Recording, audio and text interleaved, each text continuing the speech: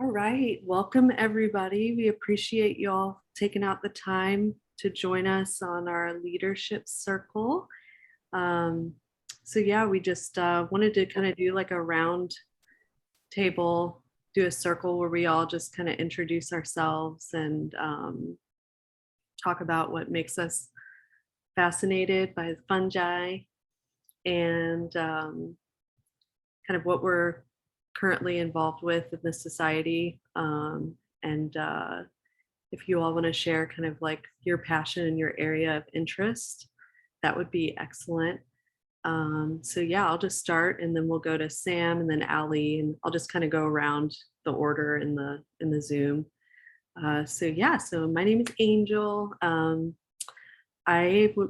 Got involved with Central Texas Mycology like kind of mid-pandemic or early in the pandemic. And I had met Ali and Phil up at MycoFest in Pennsylvania. We just connected and it's like we should hang out and started going to the meetings early on.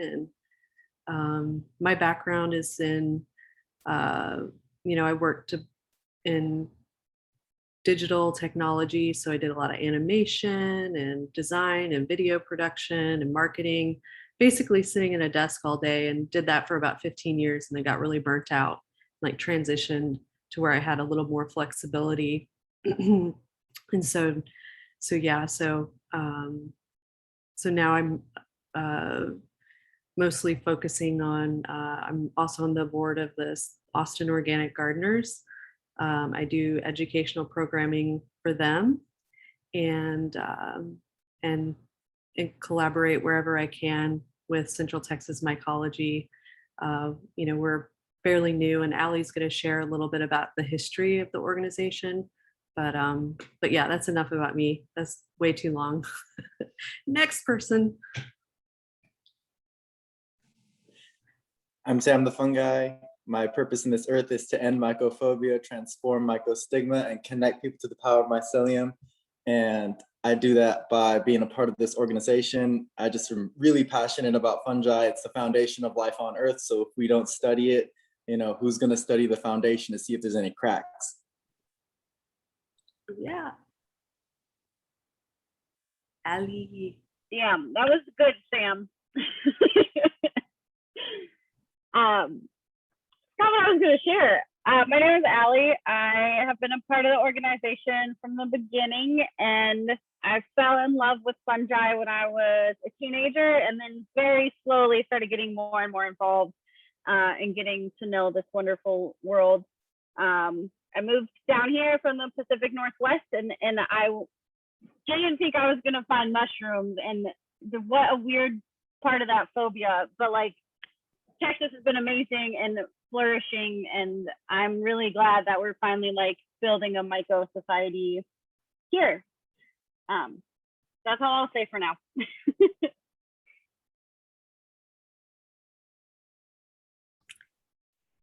I'm Ryan Monti. I work for a local mushroom growing company, Smallhold. We sell to like HEB and Whole Foods, Central Market. And started coming to the organization and was pretty early.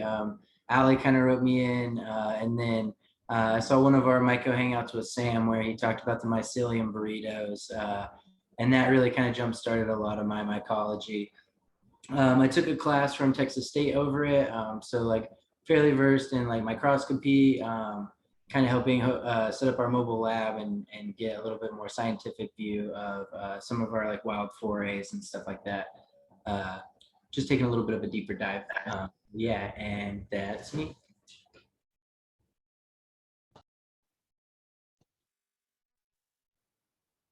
Can y'all hear me? Yeah.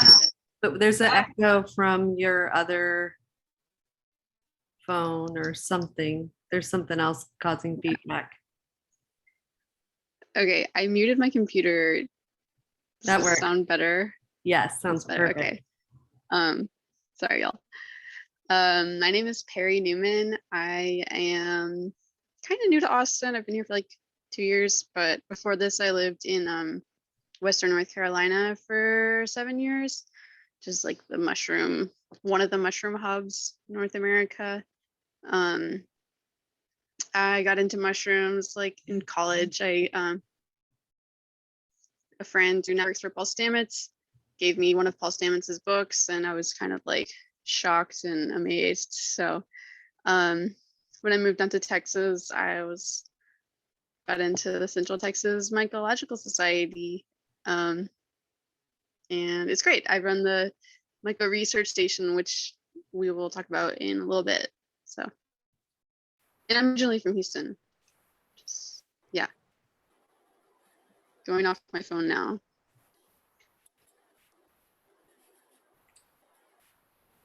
All right. Jeremy?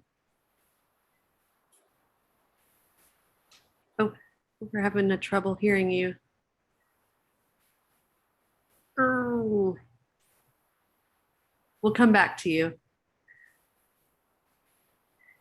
Okay, Kelsey. Okay, hi. So this is my first time here. I am a social studies director, been in Texas my whole life. I've lived in San Marcos for 8 years. And yeah, I've just been kind of on my own in the mycology loving part of myself and wanting to meet a community.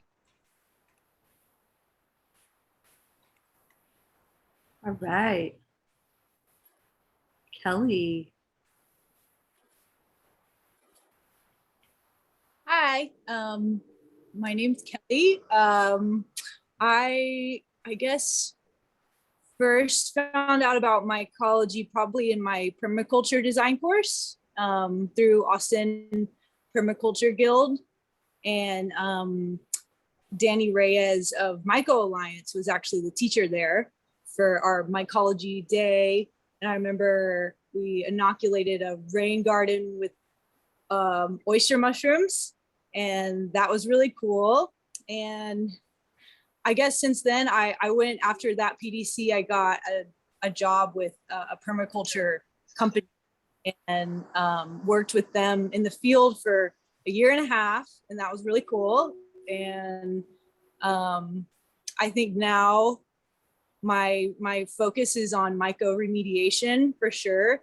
And I have a lot of interest in getting to the Gulf. I've been like kind of radically reaching out to people and trying to get something started to do that, or find out if there are people doing that currently. And like Paul Stamets' team apparently isn't doing any work there or anything like that. So I talked to Danny Reyes and got some like tips and all that. And so when I saw y'all post this, I was like, oh my God, I have to come to this meeting and see if that is like even a viable option to do right now.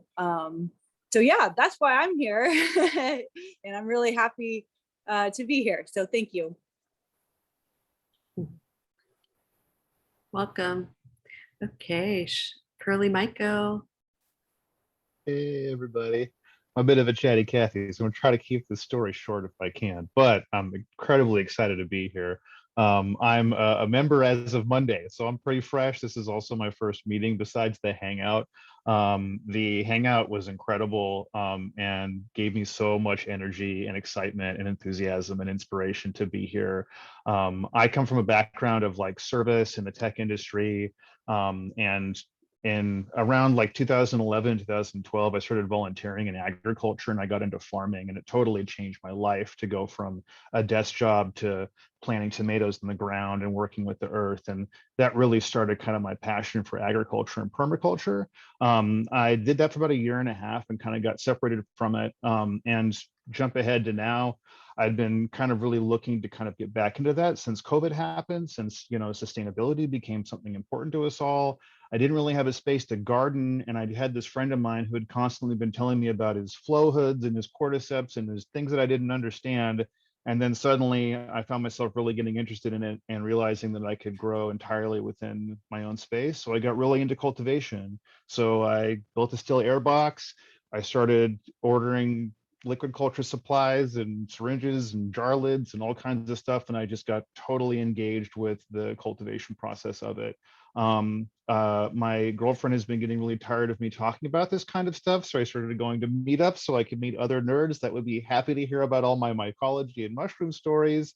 Come to the hangout where I get to do that for 2 hours at the bar with y'all, and I walk away feeling totally charged and just excited to engage. So I'm very much now looking to just sort of meet y'all. I really am excited about the idea of getting back into the kinds of things I enjoyed doing when I was doing agriculture, which is sweating for the cause and going out and doing some labor outdoors, volunteering. I've got a truck. I'd be happy to haul mycelium blocks to places, to be out there with you. And one thing I loved about agriculture was that the people that are willing to go out and sort of sweat in the Texas heat all day and do that work and stay there and keep doing it, you're going to make quick friends because you're all there for the same reason and you're only there because you love it. So I'm excited to be back amongst a community of people that I can share that and rebuild that energy with. So yeah, that's my short story. Hi, y'all.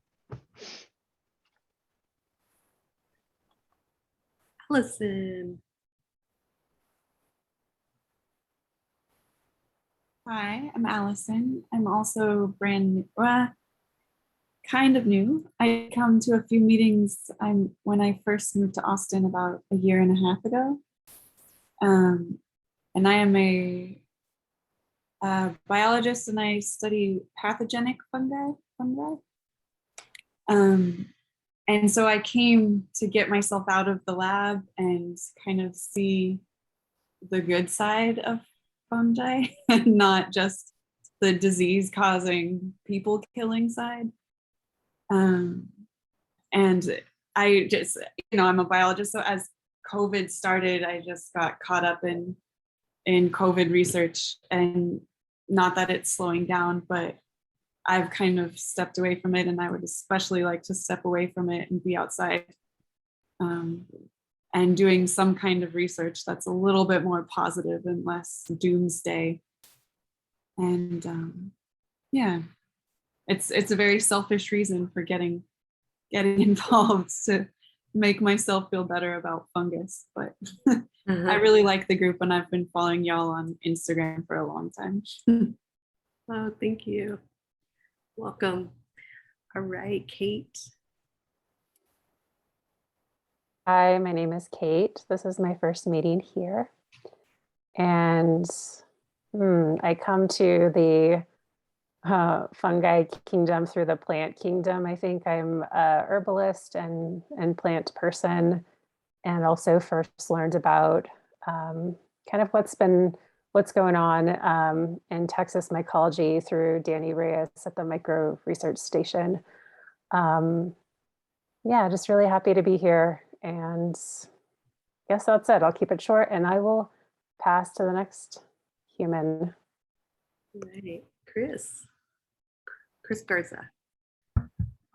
Hey, so I guess my background comes from biology as well, but more ecology side of things. And then I have a master's in forestry. As far as school goes, I pretty much only learned about fungi in forest pathology class. But then I worked at a nature center for 3.5 years at the Eastern Arboretum. And that's kind of where I really fell in love with fungi, because I would just see them all the time on the trails. And then it just piqued my curiosity. So I'd do a little research, find out what they were, and then I'd find out even more about their ecology and how they interact with plants and how they interact with other fungi, insects. And that's the stuff that really blows my mind and that I've been really interested in. So yeah, I was in Houston and a member, even though I was away from Austin. And I just recently moved to Austin really this month. So yeah, I'm excited to show up to more in-person things as that goes on. And yeah. All right, Chris Kennedy. Hi, everybody. My name is Chris Kennedy. I am new to Austin and to the society. I met Angel at a party through a mutual friend, and she became one of my mushroom gurus. So I was excited to meet Angel and learn that there was a society here. I previously lived in New York City, where I was a member of the New York Mycological Society for about 12 years. And I found my way to mushrooms through dance, movement, and community science. I got this research grant to learn about microremediation. I met Gary Alenkoff, the president of the Mycological Society in New York, and we danced in Central Park together through a series of performances we did. And that's really what solidified my love of mycology. I now work at the Parsons School of Design, where I co-direct a research lab on climate change in cities. And I teach a class called Sustainable Systems, where we actually use mushrooms to make alternative packaging materials. So it's kind of sculptural forms and experimenting with the different ways you can actually create artworks, but also just like functional designs using mushrooms. So very excited to share more, but I'm happy to be involved too. Thanks for having me, y'all. Thanks, Chris. All right, JC. Sweet. I'm so glad you actually started letting people know who's up, because I could not figure out who was up based on whatever order we were discussing. But anyway, so yeah, I'm JC. I'm very new to to mycology. Probably, honestly, maybe like 3 weeks now. And what kind of kicked off? Well, first, okay, let me start off. I'm from San Antonio, so I'm from here, from Texas. I currently live in Houston, and I guess that happened 6 years ago. And I guess work brought me here. And so recently, I guess you can say I feel like Curly, Maiko, and I are very much in the same boat here. And so right now I'm working in Austin, an oil and gas company. I mean, not Austin, sorry, Houston, an oil and gas company in Treasury. And, that's cool and everything. I'm happy, I'm challenged, but recently I was kind of scrolling through Facebook, and I come across this, I guess, advertisement called Field Trip Health for psychedelic assisted ketamine treatment.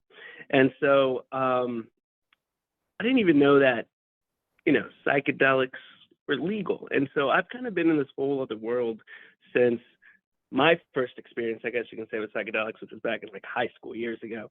And so I kind of started looking into it, and I got really interested. And I know that with my experience with psychedelics, I completely understood where they were going with this whole idea of neuroplasticity, and how, it can totally change the way you think and your perspective and whatnot. And it totally made sense. And so the more I read, the more interested I was. And so, I'm someone who, I guess probably right after high school, I would say I started to really experience, for some reason, depression. I had a happy childhood, everything, but for whatever reason, it just kind of hit me around that time. And ever since, I've just kind of rolled with it. It's kind of just been what it is. And so once I kind of read about this, I was interested in the idea that I really believed, hey, you know what, this makes sense. This could actually not just be a treatment, it could be a cure. And so fast forward, I guess you can say I started to get into, I started to read about mushrooms and psilocybin, and that ultimately led me to Paul Stamets. And so once I started learning about mycology, and there was just so much I did not know that opened my eyes, that I knew that this was something. I mean, I was already fascinated by the whole experience with psilocybin and how, just the neuroscience of it, that this led me to just finding out about fungi in general. And I was like, there's something very special about fungi. And so now I'm just, I know that it's something I want to dedicate my life to. And I know that, I guess that's why I brought up the whole fact that I kind of, been doing this whole corporate job, oil and gas and treasury. And that's cool. Those are good skills that I feel I've developed, but I think I found something that's actually passion that I think I can definitely see myself dedicating my life to. So ultimately, I know that I want to do something with mycology, the whole microremediation aspect, Paul Stamets, the whole biopesticide. I mean, I recently watched a fantastic fungi as well. So just seeing all this potential, I feel that we really know nothing, and there's just so much potential for the world and humanity through this, that I know that I want to get involved in some aspect. I have a very entrepreneurial spirit. So I know that at one point I wanted to start my own business.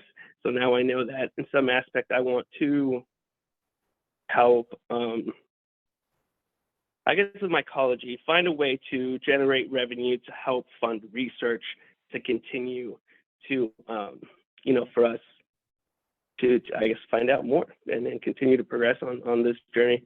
So other than that, coincidentally, I came across you guys, and that's where I saw you guys had a treasurer position open, and I was like, well, okay, that makes sense. So I decided I was going to join anyway, and I figured if you guys were still looking for treasurer, we could talk and figure out if there's any way I could help. All right. Thanks for sharing. Absolutely. Yeah. All right, Sebastian. Hi, I'm Sebastian. I got into mushrooms. I had listened to Terrence McKenna. I had been listening to him for a while, and then I kind of stopped. It was whatever, and then I watched it. It wasn't really a documentary. It was a video.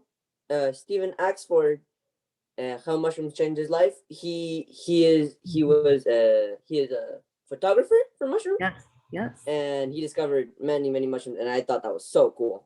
So then I went to the forest and I started taking pictures of mushrooms because it had just rained.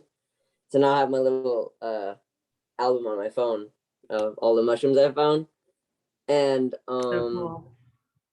I thought that was really cool. So then I started looking into mushrooms, and I came across Paul Stamets, the deal, and then I found Central Texas Mycology on Instagram.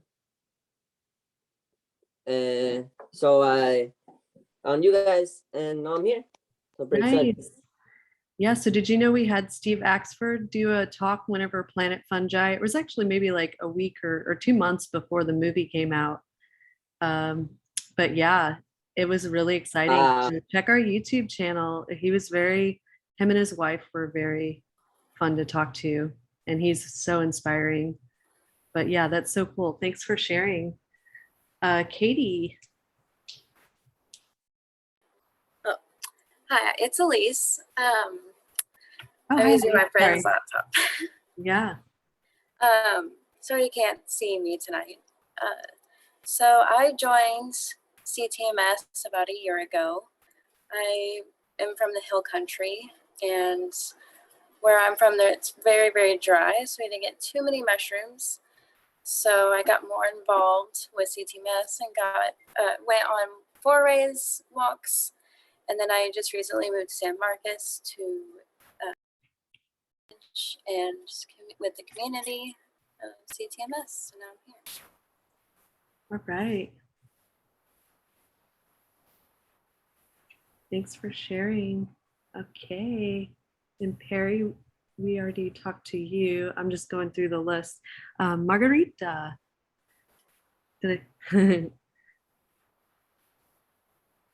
Oh, I think you're muted. There we go. Can you hear me? Yes. Okay. I go by Maggie. So I would say I got bit by the mycology bug a couple years ago, really seriously. So mushrooms have been, I've had an interest in them ever since I was probably high school. And when I was living in the Pacific Northwest, I had tons of friends that would go out and forage. And so I never really glommed onto the opportunity, but it was always in the back of my mind. And then when I started my herbal studies, I was able to participate in the mycology day and permaculture. We had a class on permaculture, so I learned a little bit about how mycorrhizal fungi and how it affects your gardens and things like that. So I started putting that into practice as I went through my herbal studies, and I became an herbalist, and it just opened up a whole new world for me. I also come from the realm of psychology and therapeutics, and so there's a really strong interest in the medicinal uses for it, both as a food and as a medicine for mental health. So yeah, I'm just joined you guys a couple of years ago and was like, oh, I'm going to go to the forays, and I would go to the workshops. And then COVID happened, and so this is me trying to jump back on board and really participate as much as I can. So thank you. Thank you. Okay, Jesse.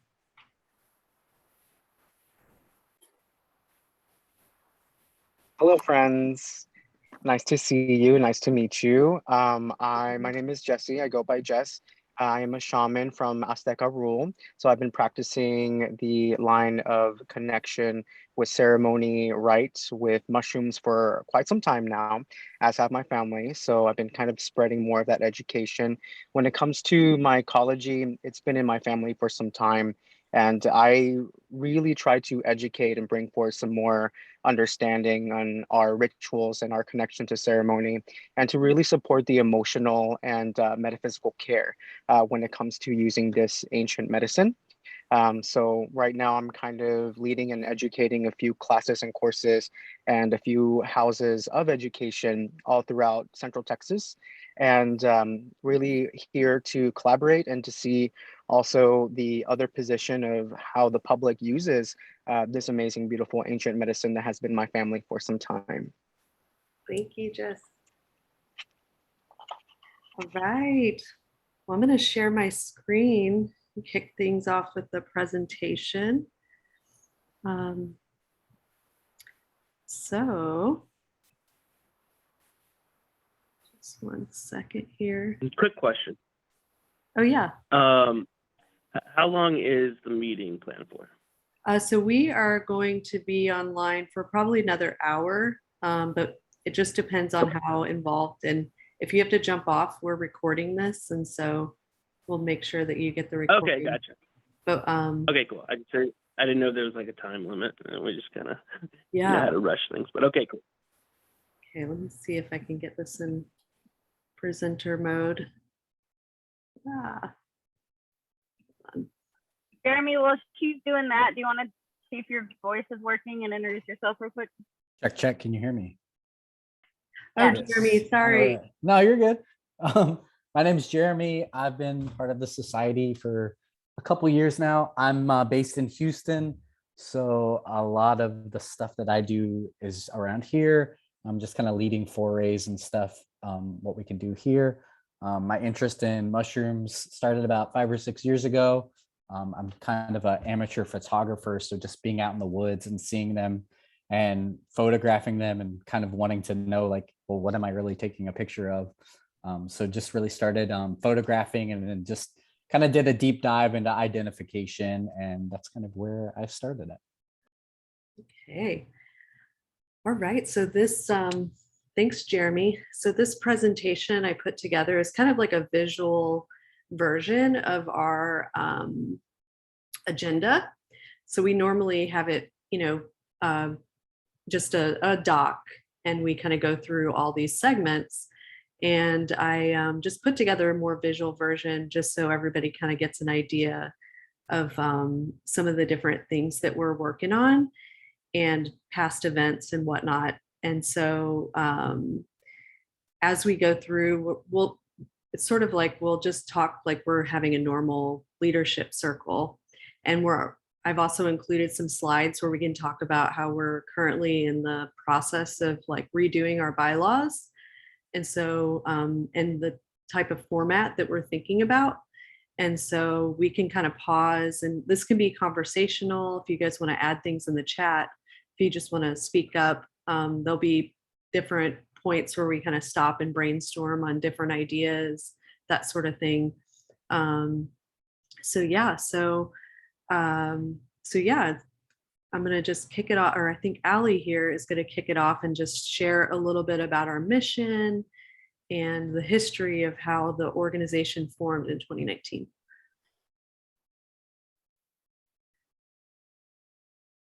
Oh, hey everybody. So a few of you mentioned his name, but Daniel Reyes actually wrote this mission statement. He was a part of the founding members of CTMS and helped kickstart us. So our mission, as you can read, is to strengthen the conservation, research, and study of mushrooms and other fungi in Texas. That is our main goal. And as you'll see later on, to help us achieve that goal, we would like to expand our leadership so we can fulfill each segment based on people's interests. So we started talking about this. I don't necessarily have dates down, but like we formed as a nonprofit in 2019. That's when we really like solidified as a main force of the society, if that makes sense. We were talking about it on and off for like a year or two before that, having meetings here and there, and then it finally picked up. And finally picked up even more when Angel got involved and Sam got involved, and Jeremy. Like all these people working together really helped blow up the organization. What else? Sorry, Angel, I'm a little out of it. Oh no, tonight. you're good. It's a little hot outside, so I've been a little overwhelmed at work. No, yeah, and Allie, I don't think she shared. She's a farm manager at Farm Share, so she is working hard in the soil. Yeah. So, does anybody recognize our logo? And the logo was designed by Chris Cordova. I'm not sure if I'm saying his name right. Cordophilus. Close. I'll put his tag in the chat.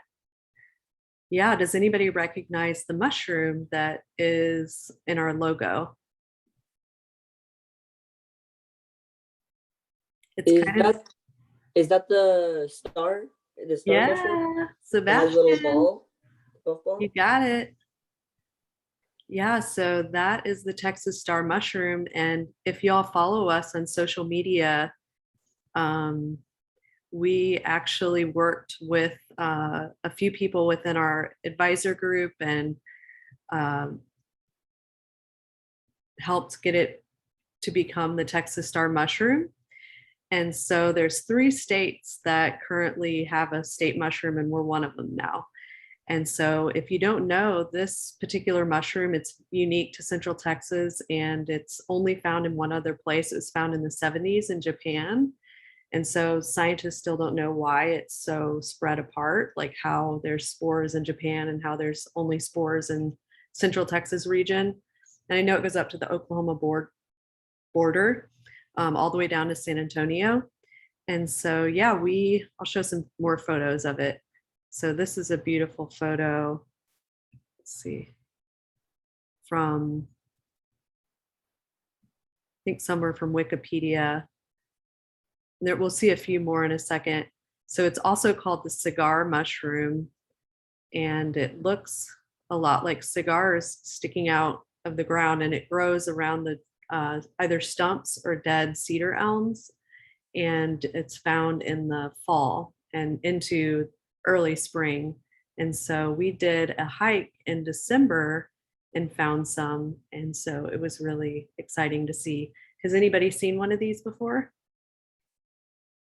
Allie? No, but those are super cool looking. Sebastian's seen them.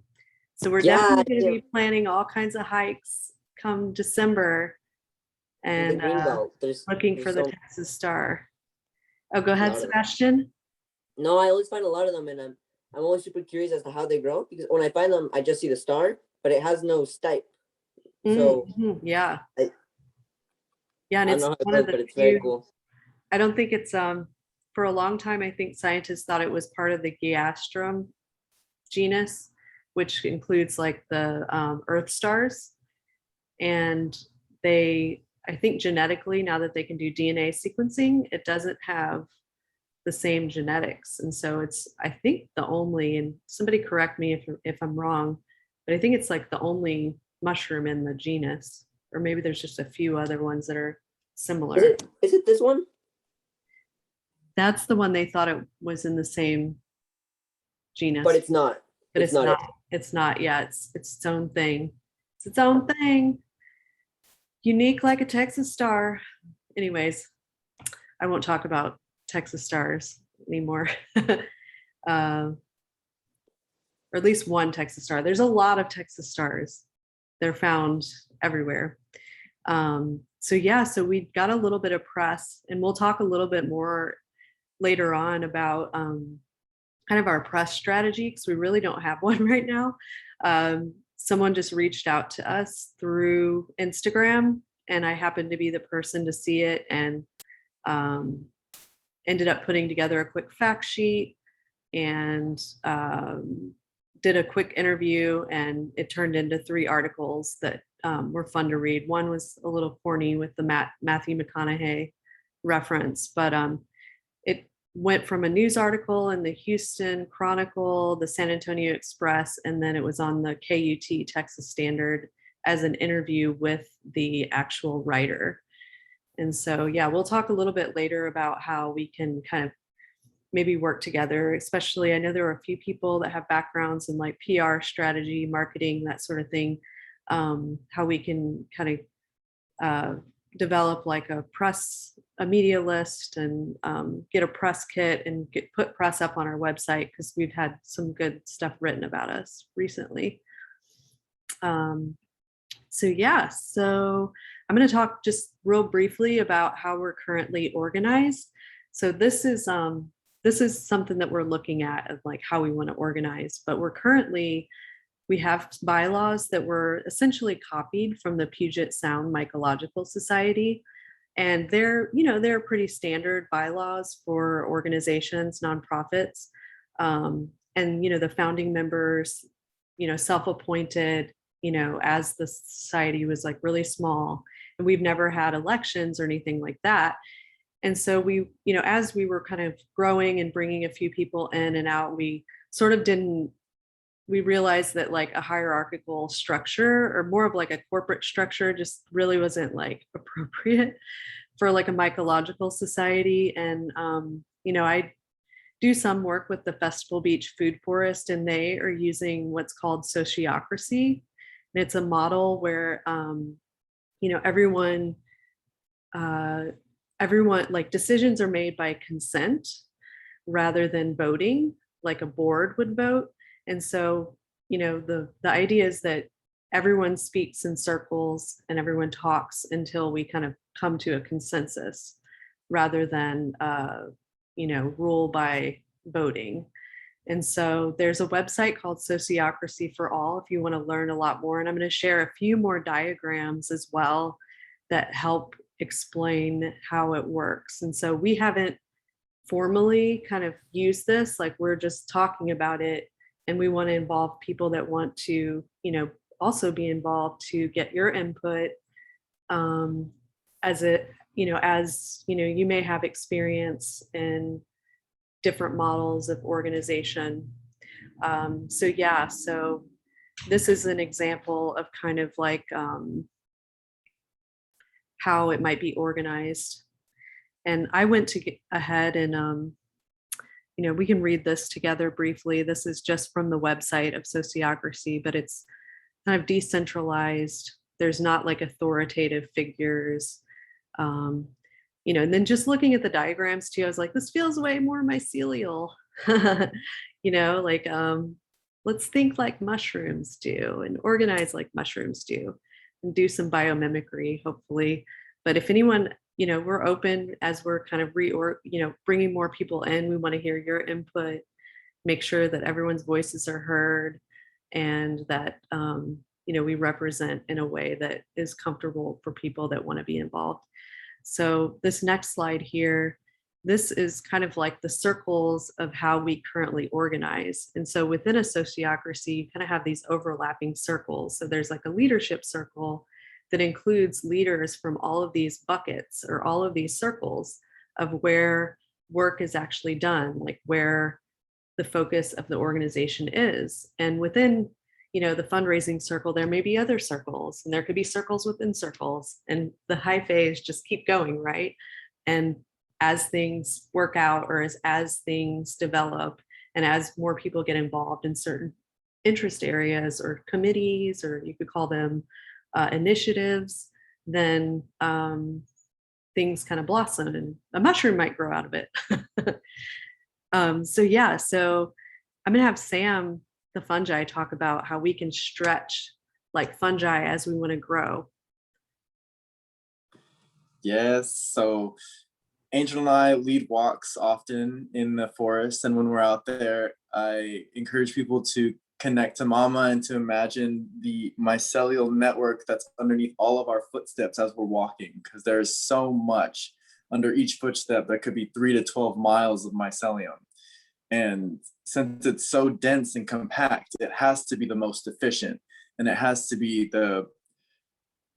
work together the best. And it doesn't have leaders, like it doesn't look to one leader and say like, what do we do? It operates as hyphae and operates within its own groups and gathers the resources it needs to continue growing. And so that's how we're gonna model ourselves after, so that way we can basically, like Angel said, have some biomimicry with mycelium and the way that we operate as an organization. Because if we operate like mycelium, mycelium's been around since life's been on Earth, so we might have a chance at surviving for quite some time. Nice. Are you guys seeing my screen now? I'm like moving Yeah. up. Yeah, we are. Sorry, forgot I was presenting. I was like worried about the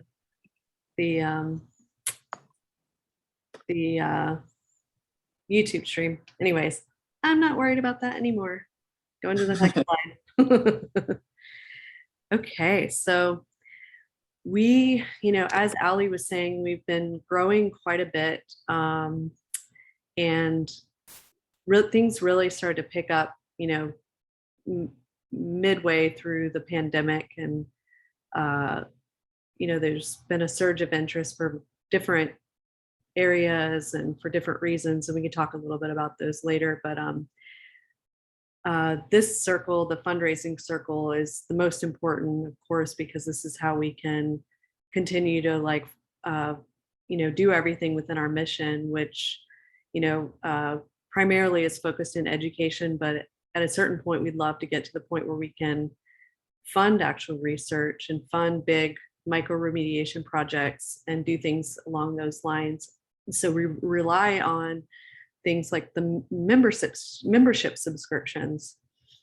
We also do what's called the recycled mushroom block giveaway, and I'll go into all of these areas a little bit more. Also workshops, forays, walks, and then some of the tasks that we need help with. And I've made all the circles that are black, kind of our black holes, right, where we have holes in the organization and we need help. So Juan shared about the bookkeeping.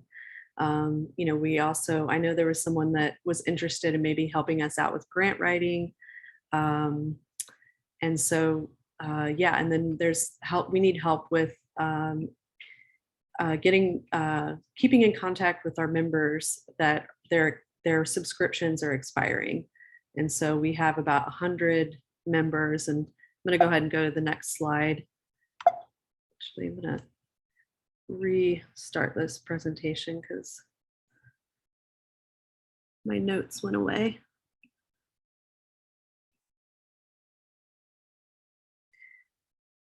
Okay.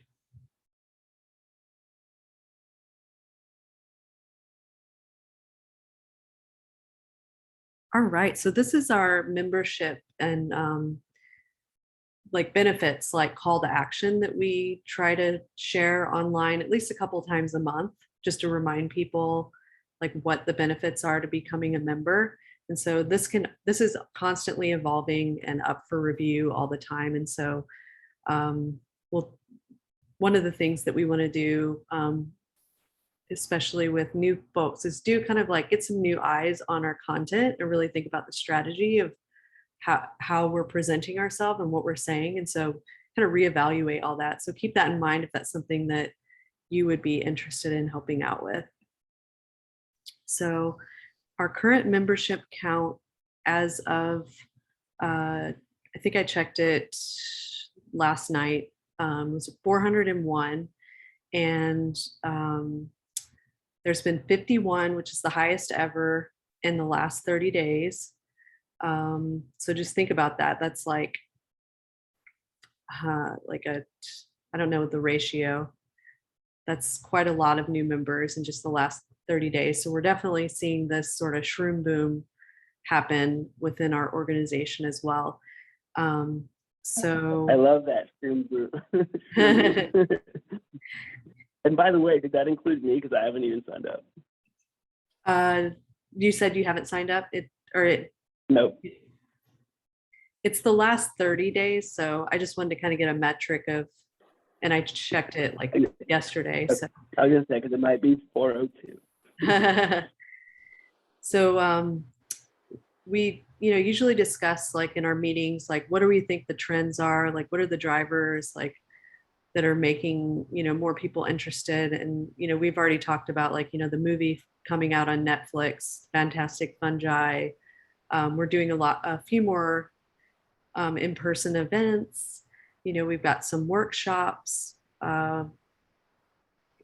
with member discounts. And I was talking with Sam yesterday when he dropped off some mycelium blocks.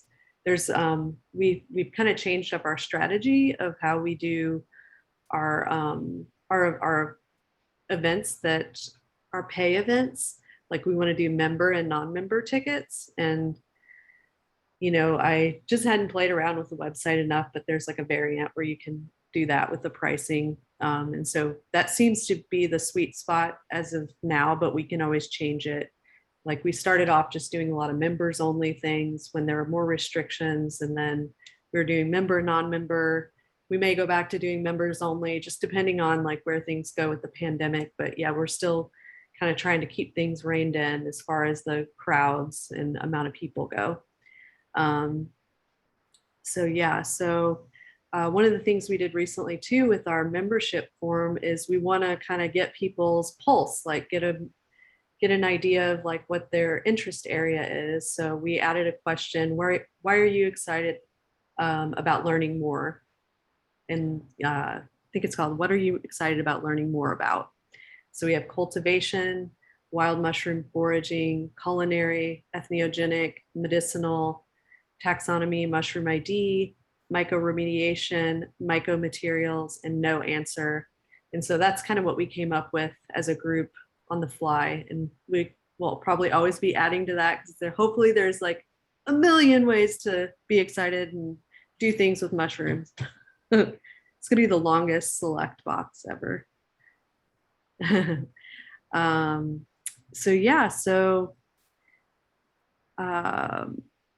We also talked in our last meeting, we can pick it up and get some feedback from everybody here. We want to work on ways of making our membership more accessible to everyone. And we discussed like potentially adding like a form, like, or a link to the form on the membership page where people that may be experiencing economic hardship, where they can, they can get a membership. Or, we've also talked about doing like membership giveaways. So people that, may not be able to have a membership, they can get one and be involved in a little bit more intimately. But yeah, does anybody have any ideas around that or want to share? Do we offer any type of like student discount, or is that something we've thought about?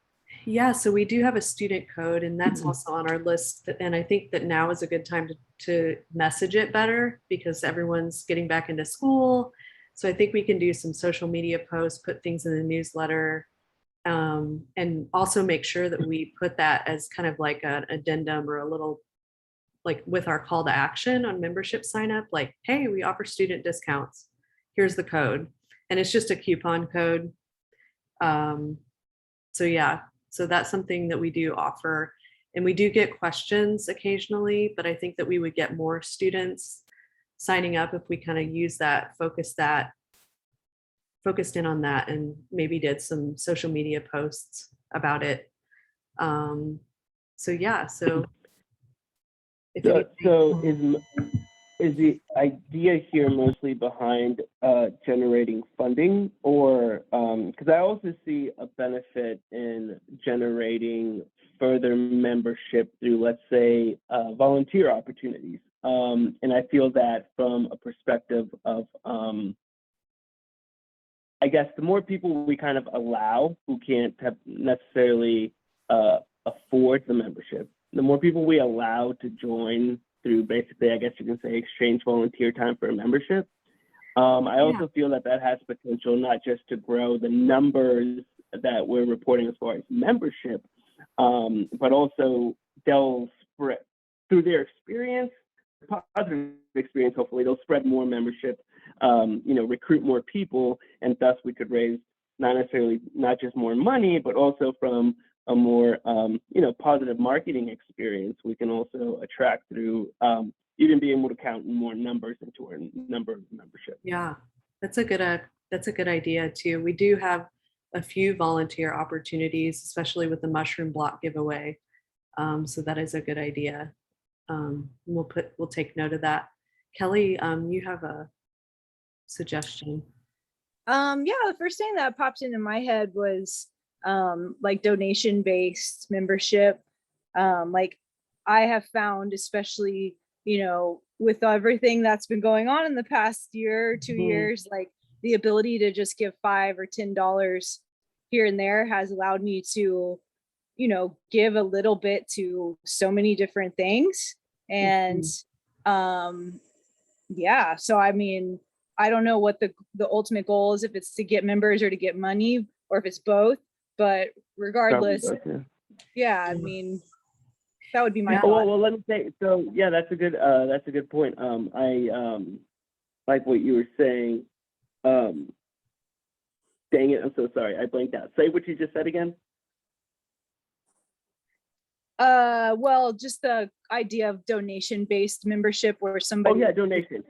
Yeah. So do we currently take donations right now, or is it just purely membership revenue? We take donations. So all of the mushroom block giveaway is donations. And then we get, there's like a couple of different ways and channels and places where people can donate, and we track all of that through the website.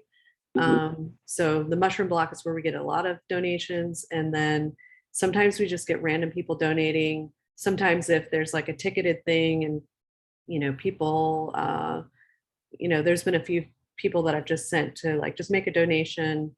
But yeah, we don't currently have a way to donate specifically. And we would always like have a very specific donation box so we could track and keep track of the funding that's in like our pool of money that would be for a membership kind of scholarships, right? So we do have like people that have donated specifically that they wanted it to go to people that want to be members. So we do have the ability to kind of do that, but we just haven't sort of created like buckets financially, like to have like a fund for, like we don't even, we like I was just thinking about like our membership, like I don't even know what percentage, like no one's done analysis or like looked at like membership is like so much of our budget. This fundraiser, like everything's very kind of disaggregated. And it's just a matter of like having someone that loves to do that kind of thing, like that wants to look at and do budgeting and think about like, I would you know what I'm talking about. No, absolutely. No, yeah, I love that. I mean, that's what I do for a living. And so I would love to help out with that aspect.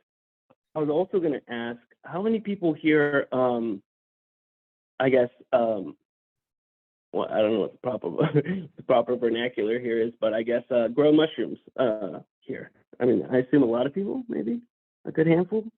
Yeah, I at mean, least people in the that are members, I guess you could say, even the leadership circle. Like, Yeah. do we have a handful of people that can grow or know how to grow? Oh yeah, there's Harvest, I guess like that's Ryan what works at the smallhold farm, and I grow culinary mushrooms. We want to okay, get because what I mean, because one thing I was trying to think, I mean, as a fundraising aspect, the block giveaway, that's a good aspect, but also what if we had the ability to grow to harvest some mushrooms ourselves and sell them at a farmer's market in an aspect where we can help use that as revenue to help fund everything else that we do. If we already have the means and it's not that, I mean, what are the challenges there? Well, we can we'll talk about that in a little bit, but okay, like when we get into our ideas session, okay, like there's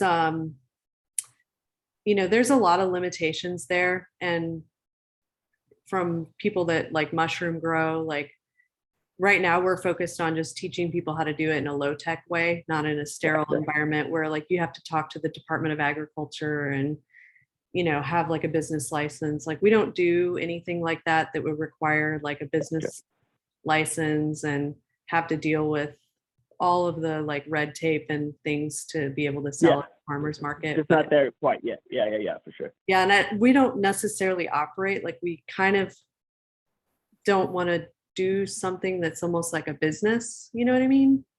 Okay, Like, yeah, for sure.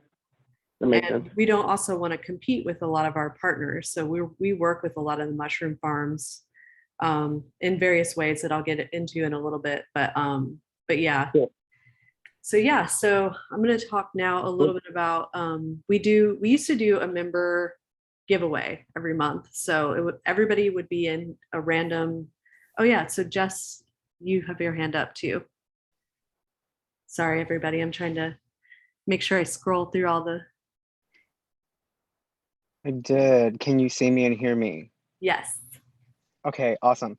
Well, I know this might be a lot, but perhaps just trying to see how I can collaborate and bring some mycelial connection to this is that I do have quite a few spaces that are looking for educational support where we can create a garden, a mushroom garden, and then have individuals come in and pay the fee whenever you want to set up a class or set up some sort of connection and teaching where they can donate that directly towards you.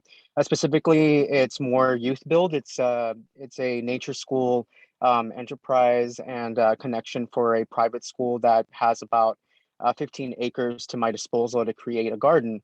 And they would love to bring forth community in there, but also fund other connections and organizations and nonprofits that can be supportive within that. So I don't know, that's an idea. Another idea would be is my students that do herbalism could also create tinctures from like turkey tail or reishi, and then those products can go directly to donation and funding your cause or membership support, or bringing out more connection into volunteer days, or even spreading the word and making videos or whatever you need. So those are just a few ideas that I have written down, but that's something we can also talk about outside of this as well. Okay, sounds great. Thanks, Jess. Kelsey? Cool, hi. I think this might be mainly me just being new, but I wasn't sure if you have like one level of membership. Yes, there's a family membership and a sustaining membership. So yeah, and if you can kind of poke around the website too, and you can see kind of how it's all organized. So we now have, we upgraded our website and we pay a little bit more per month to have a subscription model to where like it auto renews. So for about a year and a half, we have had members that it's expired and they haven't had the option to like unsubscribe. So it's kind of like Substack, or like, how a lot of these websites work now, where it uses, it's on a subscription system to where it will just automatically charge every year. So yeah, so we have about 100 as of, the about September. I think I did like a search, and we have about 100 people that their membership will have expired in September. And so that's one area where we need to come up with a strategy on how to do outreach to members. And we've done some member outreach where we use like an email strategy. We sent emails to, and then we did texting. So we, had like a couple of different methods of communicating with the with members about making donations. Okay, cool. Yeah, because there's been a few nonprofits that I've worked for that they definitely did like different ways of renewing memberships, like having a members party, and then that one time a year was kind of when everybody renewed. But then they could bring friends, and then if that person said, yeah, like Allie was my friend that brought me in and I'm a member now, so then those points would rack up and then be a part of the membership like donation or like giveaway. So it just kind of added up, but basically it's an incentive to bring friends and families to be new members when you are signing up and stuff like that. So that's one thing, but definitely the student membership was what I was thinking is, student and then, different levels. So I wasn't sure about that just yet. So that's what I was thinking. Nice. Yeah. Yeah. And, for obvious reasons, we haven't been able to do like a big kind of renewal. Yeah. And the dates like vary as well. Like I know like Austin Organic Gardeners, which I shared that I'm also on the board of, we do have like our bylaws are structured that like no matter when you become a member, like the sort of membership expires at the same time every year. And that's kind of like an old school way of doing memberships. Now that we have all this tech and like renewal, we've all given our credit cards to everybody, right? Like, just like charge it whenever, but yeah, like that. But I think that it is a good idea to do, sort of like an awareness, like membership renewal. Have you renewed it? Just like kind of broad messaging. Or have some sort of like event or kind of an occasion occasionally, to remind people about renewal. Because we currently don't do anything like that. We don't sort of like message that anywhere about renewals. And but we don't also, and Allie, you may want to add something here too. Like you shared that we don't do, like we're not like kind of policing renewals, because of the pandemic and because we haven't been able to do a lot of in-person things, which really, as we see, like drive memberships. So yeah, so so we used to do like this member giveaway where we gave away mushroom blocks from Hi-Fi Myco. And then we started the mushroom block giveaway. So we sort of like ate our own babies there. And we have the potential to do like member giveaways where it's not focused on mushroom blocks, but other things. And I had someone reach out to me, and this may be something even bigger. And I had it on our agenda to talk tonight and actually forgot to write it down. I can't believe I forgot to write it down. But someone wants to donate a flow hood to our organization, which is probably worth $3,000. And I have to find out like where we can store it. What do we want to do with it? Do we want to do an auction? Do we want to do a member giveaway? Like, I think it could be like a big driver, if we do something with along those lines and bring in more like cultivation type folks.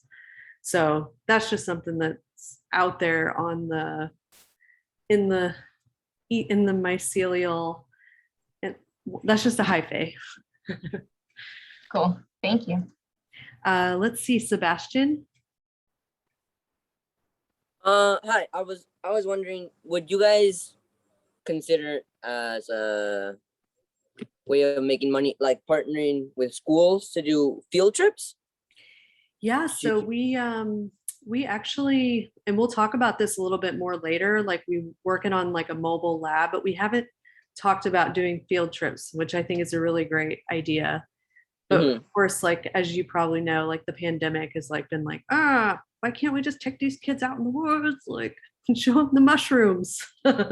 So we haven't been able to do anything like that, but we definitely want to have someone really cultivate and nurture relationships with schools to be able to work with kids doing everything from like getting under the microscope to going out and doing mushroom ID in the woods, like all things mushrooms with the youngsters. So that's Mhm. something that is definitely we're keeping in mind. Okay. Jess, you have your hand up.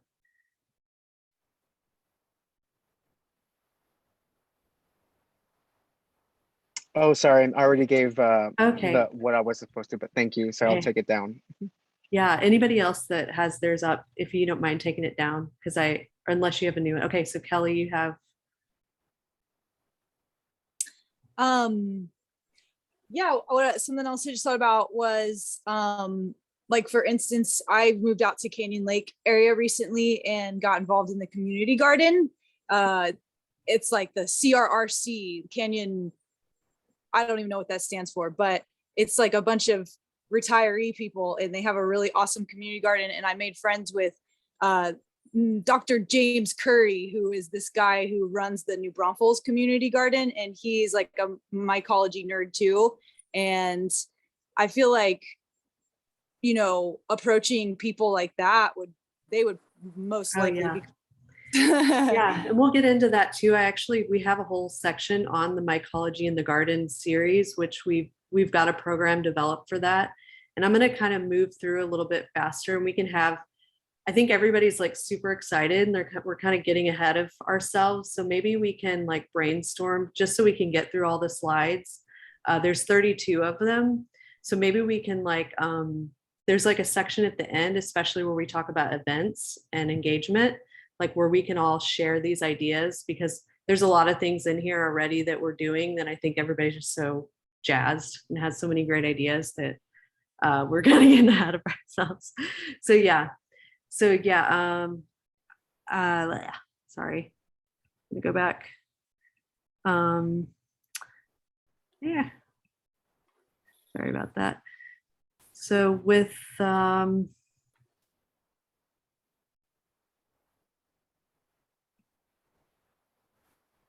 right, so yeah, so I mentioned this mushroom block giveaway. So here's just some of the numbers we've raised as of, this started in February of this year. So we've raised $3,764. And if you don't know what it is, there's a few things on our website where you can get a little more details, but it essentially started with Perry,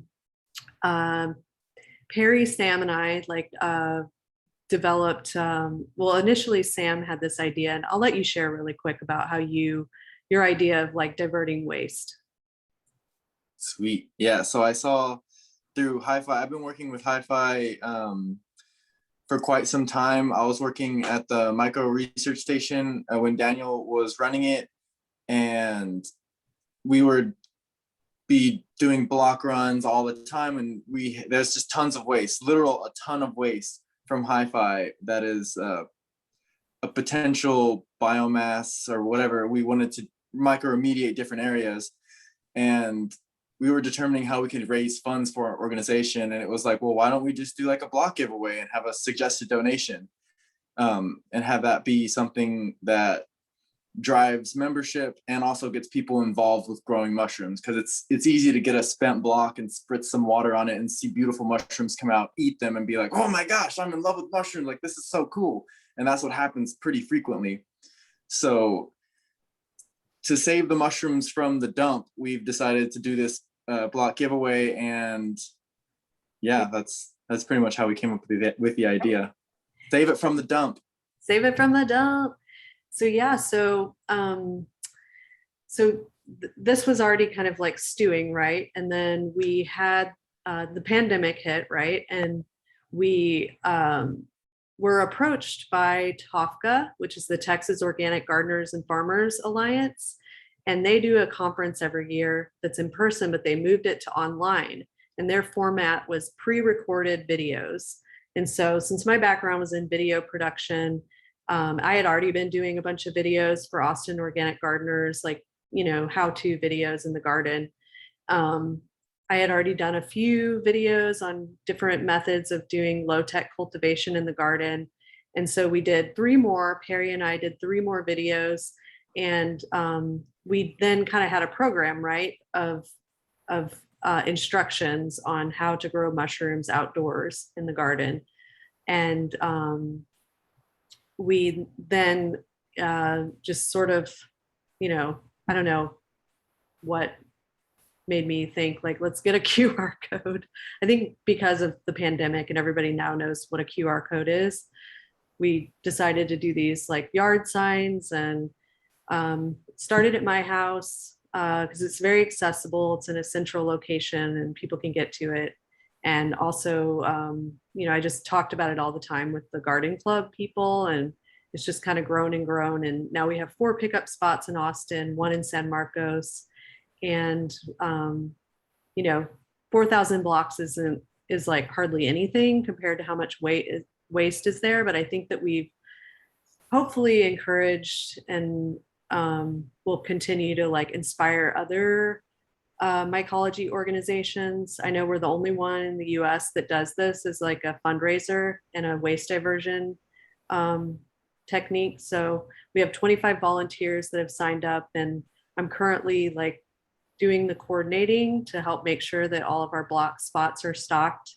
It's been a little challenging now with the heat, because it makes outdoor cultivation difficult, and just the labor. It's like tough labor. Some of those blocks are pretty heavy, and so it's a lot to ask people to do. And I've noticed since, and I was hoping Carter would be here. I don't know if you might know Ryan. Hello. Oh, hey, Carter. Sorry, I'm Hey, late. Carter. Oh, no worries, no worries. Yeah, I've had trouble since we have been asking people to go to Buda, and I've only done it twice now, but I haven't heard anything from any of the 25 volunteers now that things are in Buda. And I don't know, my question was like, is the South Austin location no longer, are their mushroom blocks no longer available there? Oh, they definitely still are. Okay. That place is still growing too. Yeah. Okay. Yeah, Buda definitely has way more. But yeah, there's stuff in South Austin as well. Okay. Well, I'm hoping I'm going to try to see if we can find people, but I don't know. It's just a little bit more challenging, and For sure. And it would be for much bigger loads too. And I will say it's not that much farther. I know. I think it's just it's like, you know what I mean? Like Buda, like people are just so totally. I thought the same before I started working there. And then I was like, oh, it's like not that bad. Yeah. It's just like I have to leave Austin and go to another town. Oh my God. So that's good to know. So so Sam ended up coming through with like a few blocks from Hi-Fi Myco and did replenish the South pickup spot.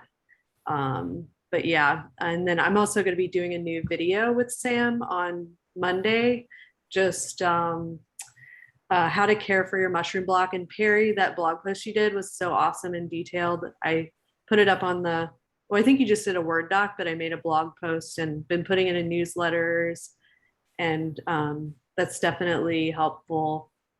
So we'll kind of use that as a guideline as well for the video, the more detailed video with Sam. We're continuing to push kind of using the blocks as fertilizer and as mulch, especially if they get old and unusable. So that's the mushroom block giveaway, which is one fundraiser. So the other is workshops. So we're currently seeking partners, and anybody that, if you know anybody that does something related to mycology. So Jess, I thought of you. I think it would be really, really great to do a workshop with you, either online or in person. But any ideas that you have that, have to do with, that combines mycology, Plus, we've done all types of events. Mostly, we've done a lot of walks. We've done some cultivation in the past, gardening, material science, medicinal mushrooms.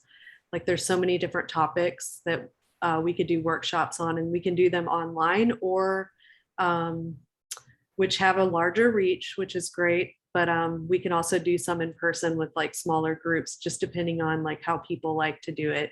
And the way that we structure the pricing, it varies. Like we can negotiate it with whoever, with depending on like, what the event is and what the business owner's priorities are, or and not necessarily business too, like nonprofits, even individuals. If you're a sole proprietor, an individual that has, wants to share a topic, that sort of thing. So we'll get into the more ideas and sharing at the end here.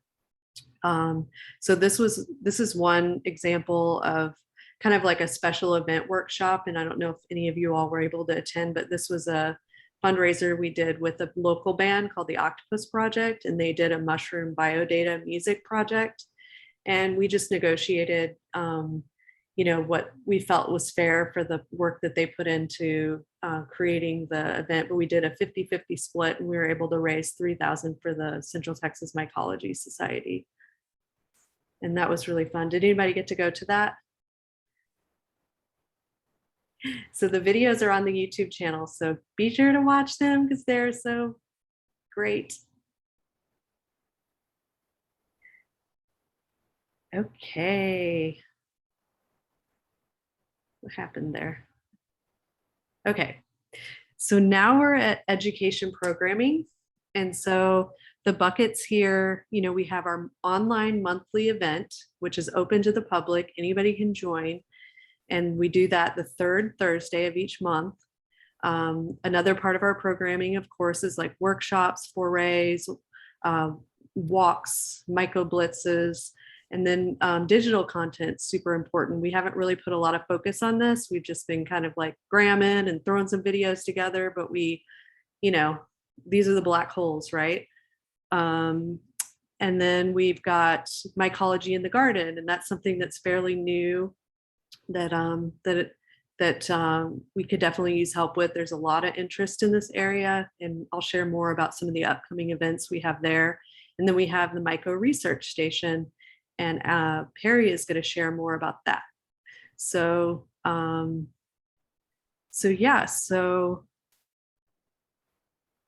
there's been, as I mentioned, there's been a lot of interest in this topic. So we're going to go through, like in our agenda, we talk about our past events and just do like a recap, talk about the highlights, what happened with turnout, talk about the numbers, that sort of stuff. So I did my first Mycology in the Garden talk on August 4th, which was my birthday, for the Travis County Master Gardeners. And there's maybe about 50 or so folks.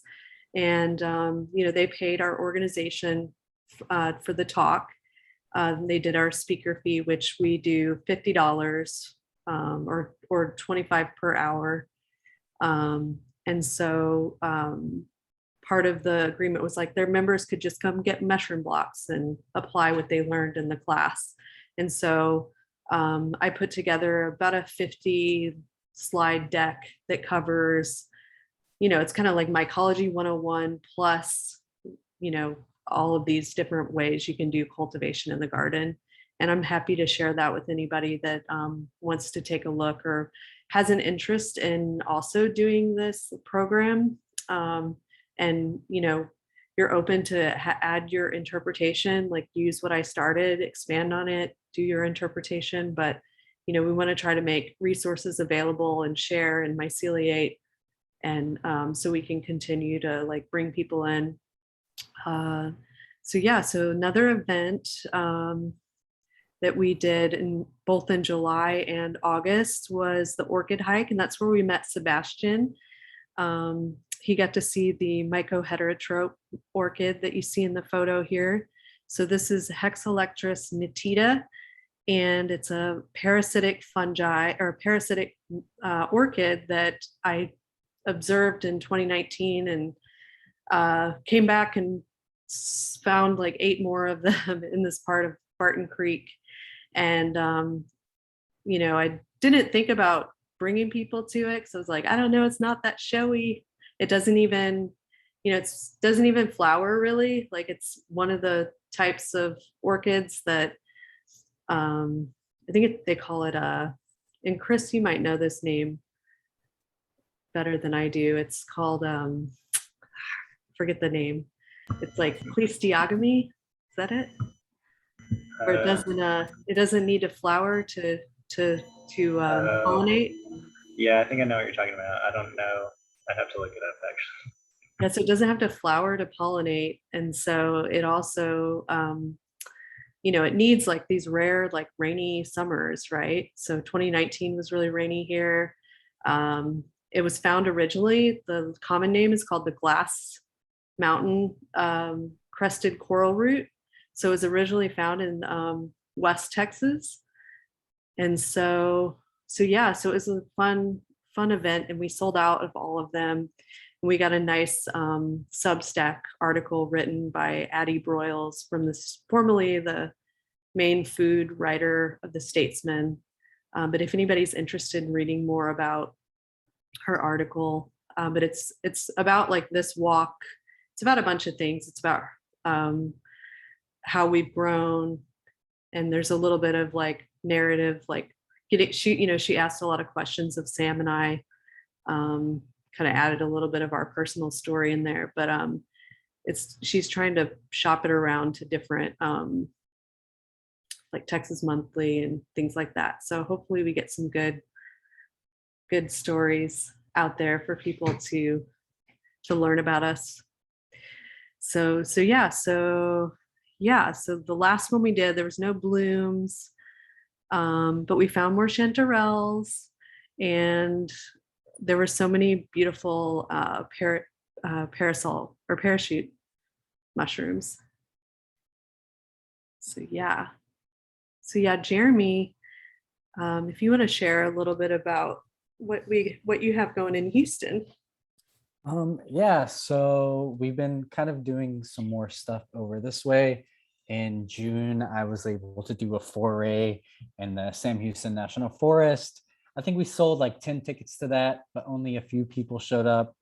That table got postponed, right? Because of the rain. Yeah, it got postponed for the rain, and we had to kind of change the location.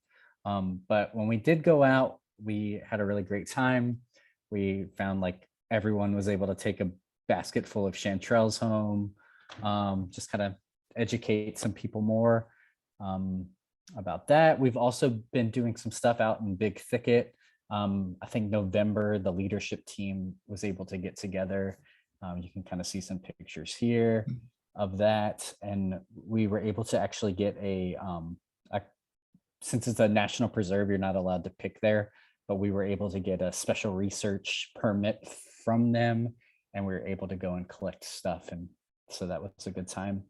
Yeah, I know in the like last week or two, I've really had quite a few people reach out to me asking like, hey, is there a group here in Houston that does stuff? So I really think the opportunity is here in Houston to kind of maybe like have a branch of the society here in Houston to do more things. Yeah.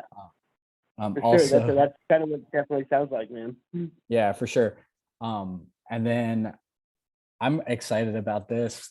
Starting next month, I'll be working at the Houston Arboretum, kind of taking over a little group that Chris started there, actually. It's a volunteer group, but really hoping that we can kind of like use some of the classes that we're doing at CTMS there, maybe get some more myco remediation kind of stuff, like a myco research station here in Houston set up. So yeah, there's a lot of opportunity and want for things here that I'm really hoping to kind of expand, spread the mycelium a little more. Nice. Yes, and I spotted Fort Worth is myceliating. There was some discussion in the Texas Mushroom ID group. There's a couple people up there that want to organize a NAMA associated mycological society And so I didn't share too, like we have, and Allie, you know the details a little more than I do, but we do have, there's a process to go through to be a NAMA, which is North American Mycological Association. Is that right? Do you want to share a little bit about that real quick? Hi. Yeah, I don't have too much to say about it, but our organization is a member of NAMA. And so we get like their magazine to our emails. We haven't utilized it to its full capacity though, and that's actually something I wanted to talk about. Probably not tonight, but for our group to start utilizing NAMA a little bit more, because they don't even have a right like address on their website, I'm pretty sure. So yeah. Cool. All right. So one of the other August events that we did is we partnered with Marisol Mushrooms, which is a new mushroom farm in Central Texas. And we did a Leo birthday bash. It was her birthday. It was also my birthday. We just decided to have a birthday party all about mushrooms. And we did a foray farm tour and a lunch that was catered by a restaurant, local farm to table restaurant that does a lot of work with her mushrooms already. And so it was a really fun event. And, you know, it started by her just reaching out. And so, as I mentioned, we're just always looking for people that want to work with us, and, you know, businesses or, you know, individuals, nonprofits, community gardens, that sort of thing. So yeah, so, you know, raised funds for her growing her mushrooms. We sold about 15 tickets and they were 40 a piece. And yeah, we invited a couple of other mushroom cultivators. Andrew Denny from South Texas Seasonals joined us. He's been really great. He's been a guest speaker of ours. It was great to meet him in person. We also got to meet Erin Cressy from Houston, from Shroomtown HTX. She also has a mushroom collective. So we met a few folks from Houston that are part of that collective. And it was really like an interactive day where everyone shared their knowledge about cultivation and, you know, swapped ideas. We did early before it got hot. We found a bunch of mushrooms growing out under the loblolly pines.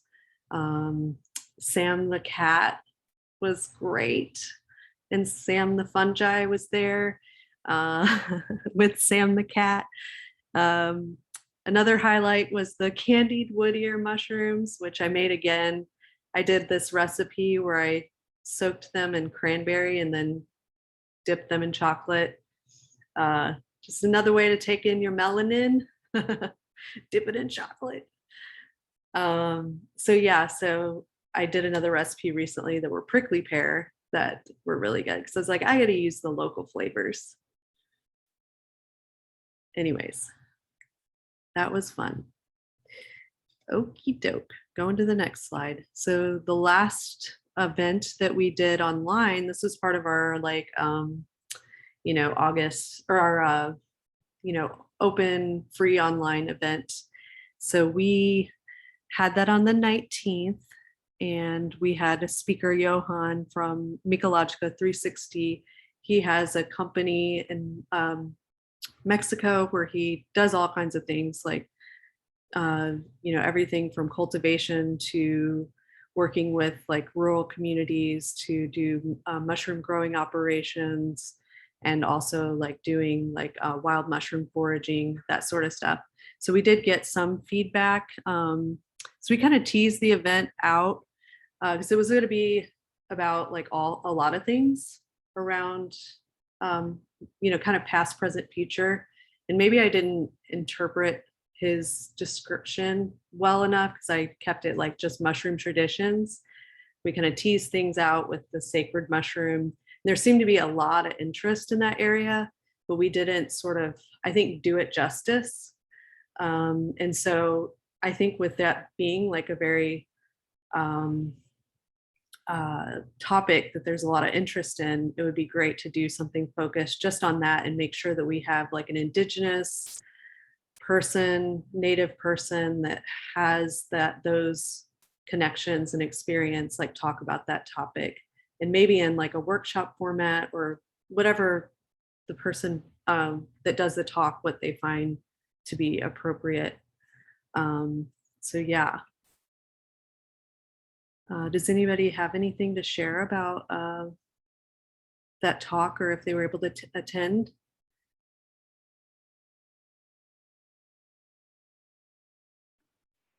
I mean, the one thing I would like to say is I thought it was really cool that we had a bilingual talk, and that it was just very successful and smooth, and that it would be great to keep doing them. Yeah. Yeah.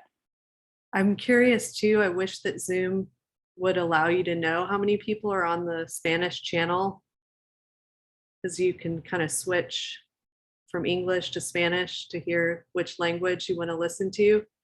But yeah, I'm curious. There's no way of knowing like how many people like took advantage of the Spanish language interpretation. Anyways, is there any other feedback on this? Not, I'll go. How many people attended?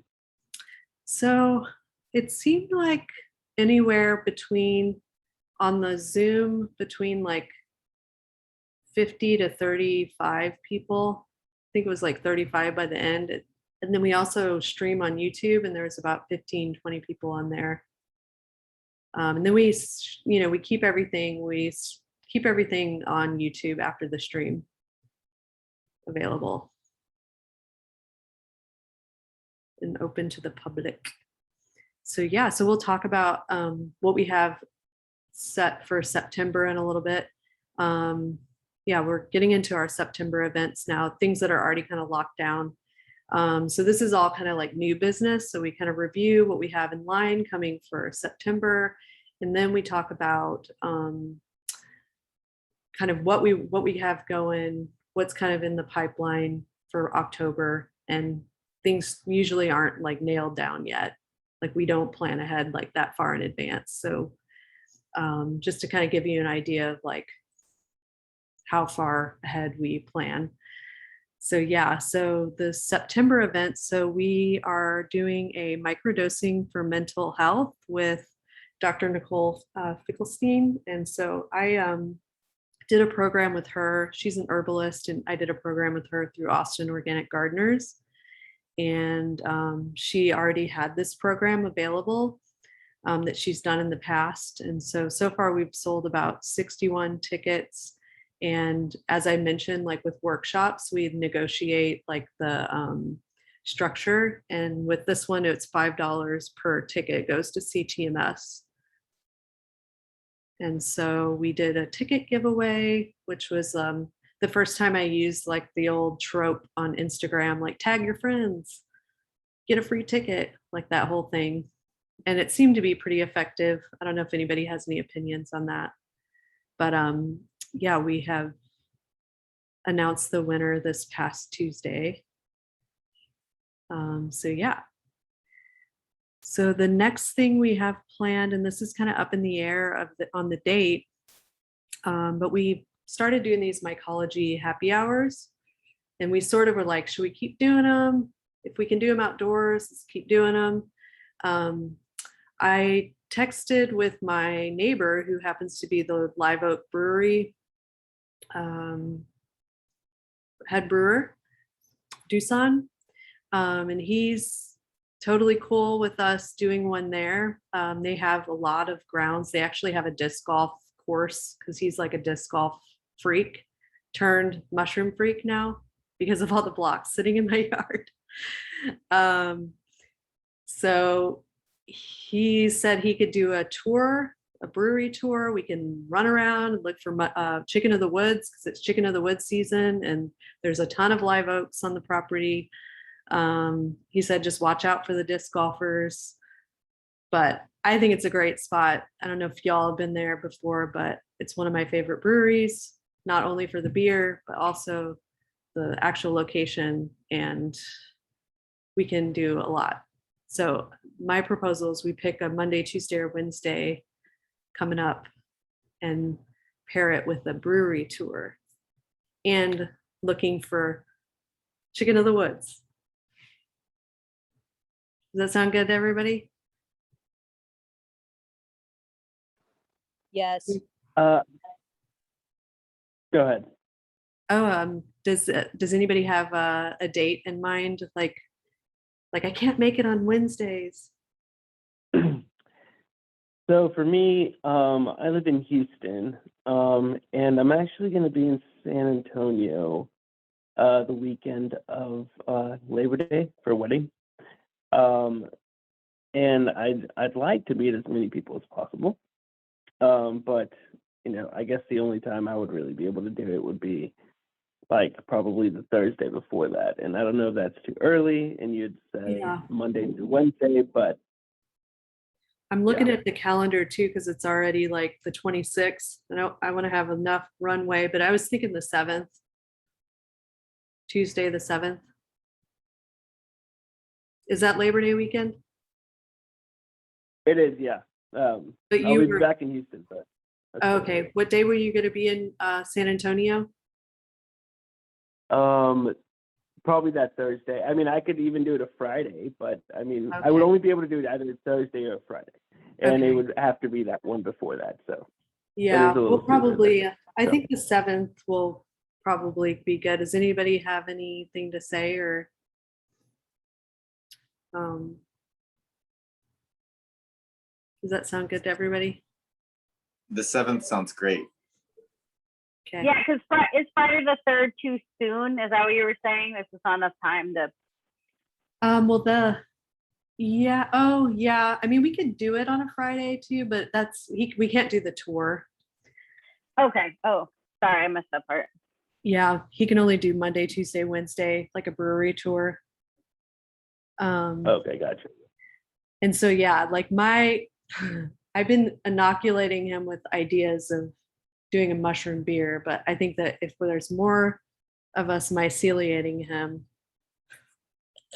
I've already showed him how to do carbon sequestration with algae in a brewery because that's a thing that's starting to happen at breweries. We use algae for carbon sequestration. I think I said that right.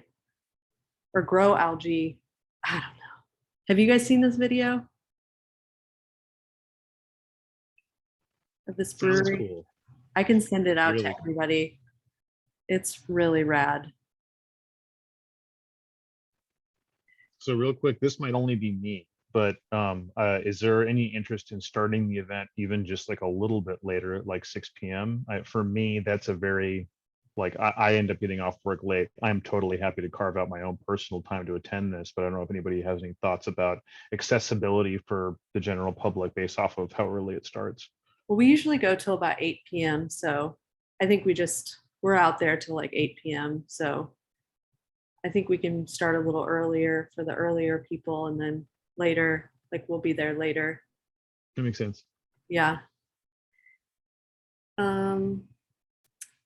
Okay, on to the next. So let's see. So September. So there's been and it's like you talk to one garden club and you're like talking to all of them.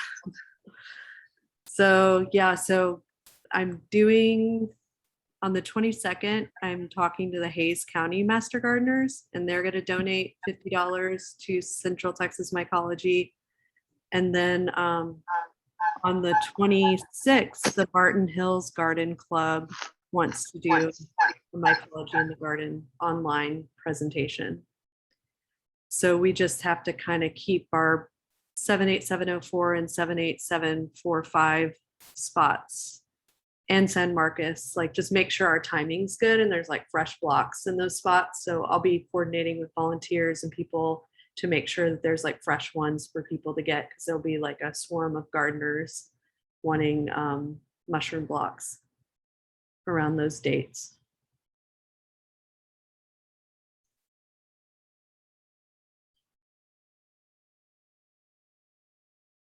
Okay.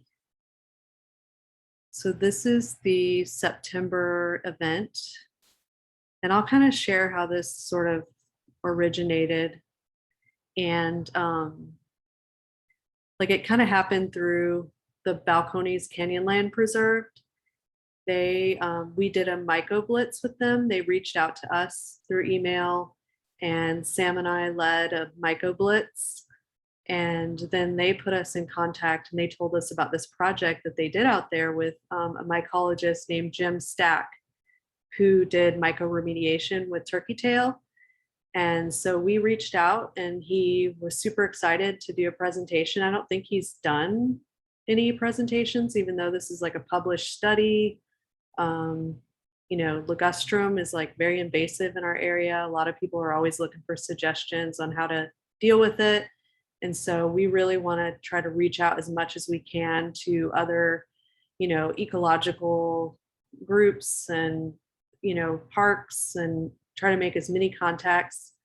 Because, you know, we have some people following us on social media, but I think we have to do public outreach, like we're actually emailing, trying to make contacts and like emailing people within different organizations. And that's not entirely my world. So if you have any suggestions on people that you think, you know, might be interested in this area, like let us know. Yeah. Does anybody have any questions or anything to say about this? I like the picture. Yeah. We This got is to really. actually tied. Oh, go ahead, Chris. This is tied to what I was bringing up as a volunteer opportunity, because it's all kind of tied together. But the work in the greenbelt that's going to be happening is tied to Balcones Canyon Lands Preserve too. Oh, And so nice. it's all, I think, probably the same people interested in basically doing the same kind of thing in the greenbelt, getting rid of fuel loads by introducing turkey tail into down ligustrum logs, and helping just get that degraded and into the forest floor. Oh, good. So yeah, it's all. Yeah. Do you have any ideas? I know you're fairly new to like learning all the different orgs and people here, but do you have any ideas of like places we can outreach to let them know about this event? Yeah, I mean, for sure. I can come up with a list of places. Okay. Yeah. Sounds great. You can just send it to the info email. But yeah, that would be helpful, because I'm learning more like as we're doing more of these walks. But you know, I spend a lot of time like with around gardening people and not so much like, you know, people that are dealing with this invasive problem. Yeah, for sure. Yeah, I'll do that. Awesome. Thank you, Chris. Okay. All right. So that was September events. So now these are kind of the things that are in the pipeline. Some things are nailed down for October. Other things are still up in the air, and we'll go through and talk about all of these. So October 2nd, I'm working with Larry, who is the owner of a business called Black Lives Veggies. He had this idea to do a fall garden party, and there's going to be several speakers talking about different things around gardening. It's going to be at the East Side YMCA.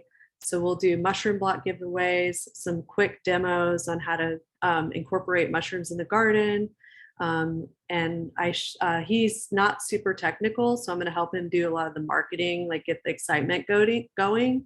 But he's okay with us like doing the event through CTMS, and also doing, you know, having an RSVP. So it'll be a free event, but we'll have ways for people to RSVP.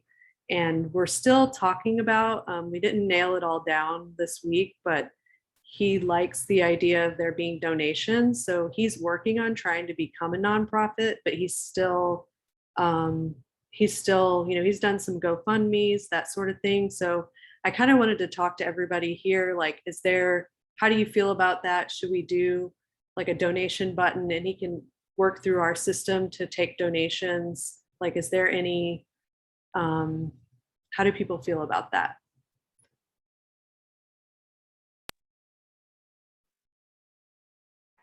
I feel great. It would be nice to support him how we can, and we have the infrastructure. And I'm sorry if you already said this, but he's not a nonprofit, right? So is it harder for him to take donations? Yeah, I think so. It's not necessarily like he's done GoFundMe, but I think you know, he wants to get nonprofit status, but I think that he doesn't have the mentor to help him get there. Like there's been a few people that have been helping him out. And one person just moved to New York that was kind of trying to help him get to that place. Yeah, that's all I have to say is I'm down to support it, especially if he wants it and needs it. Okay. All right. So October 9th, we're doing a nature walk on the Shoal Creek, in Austin. And I've kind of picked out a spot just basically knowing kind of what was happening there and last year as far as fungal activity from doing walks last year. And so we had a member, Peyton, who put us in contact with the person that does their events, and they're going to donate to our organization.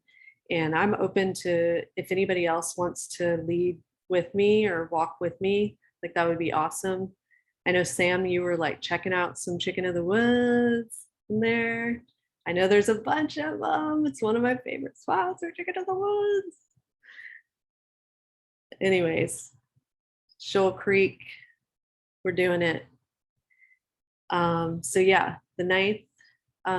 So then the 21st, I know that it was up in the air. We were thinking about doing a thing on mycopigments. And Perry, do you have an update on that?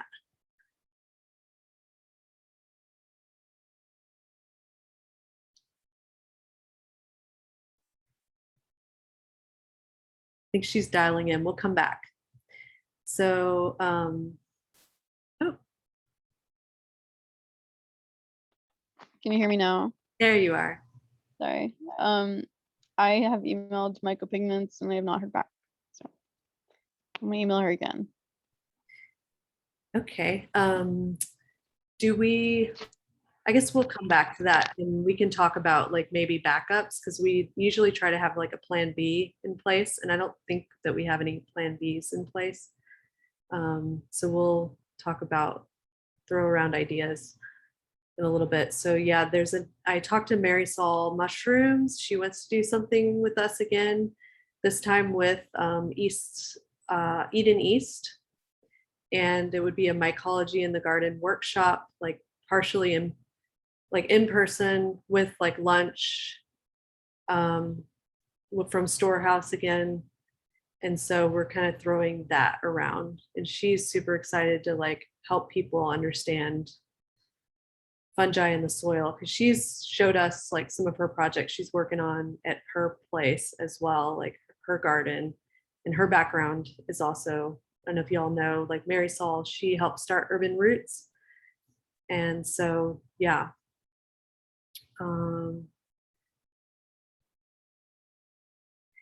All right, so the Audubon Society also reached out to us, but they wanted to do a myco blitz at this place called the Blairwood Preserve, which is another spot that I discovered during the pandemic, but they have to postpone it until we're out of stage 5. There's also, let's see, someone posted on the Facebook ID group about doing walks in McKinney Ruff State Park, or not McKinney Ruffs, McKinney Falls. And so, yeah, so I'm in contact with someone from there about doing walks with McKinney Ruffs or McKinney Falls State Park. And then another member, Ramona Nye, she's a Texas master naturalist. She also came to the happy hour, and she put us in contact with Trevor, who does programming, but we haven't heard from him. And I'm still working on doing something with Kathy Zarsky from West Cave Preserve on like a biomimicry workshop and walk. And so she's part of the biomimicry. She's a member. She's affiliated with the Biomimicry and Institute. So yeah, so Perry, if you can share a little bit about the Myco Research Station.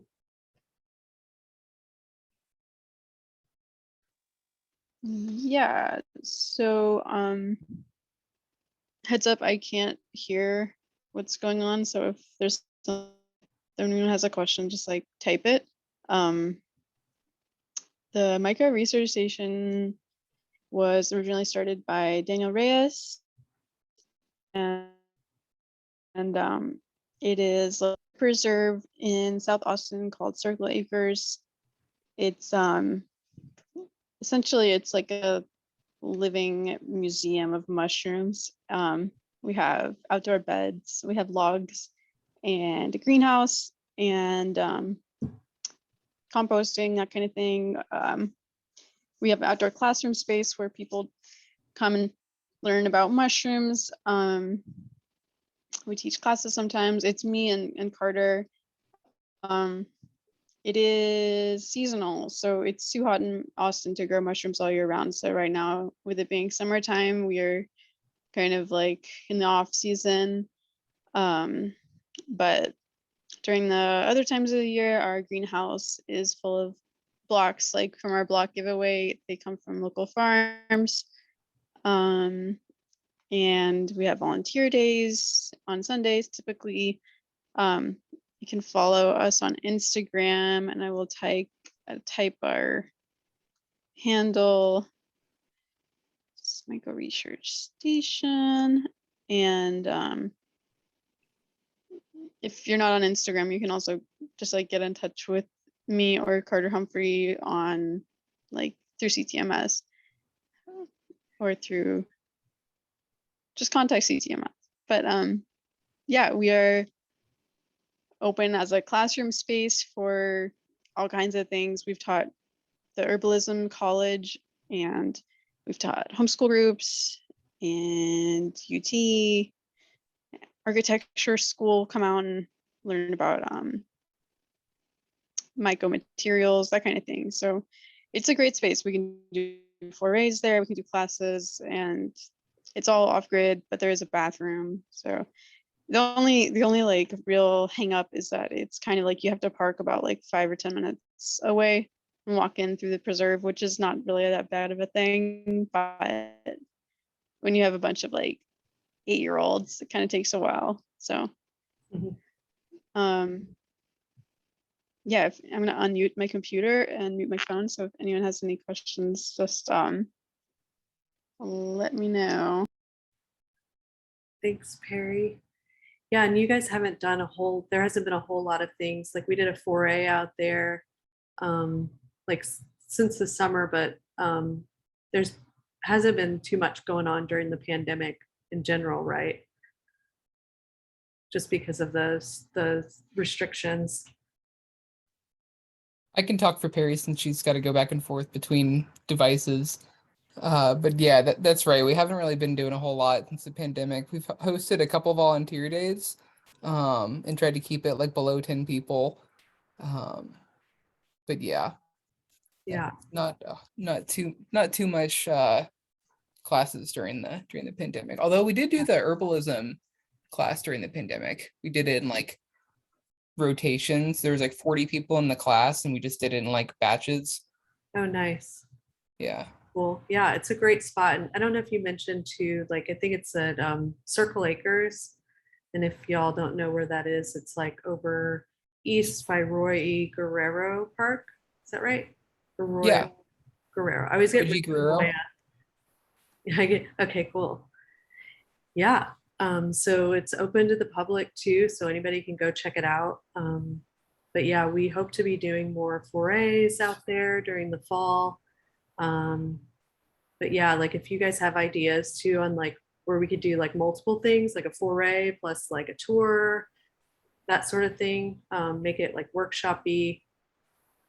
Or anybody that's joining tonight that has an idea of, workshops that could be done out there.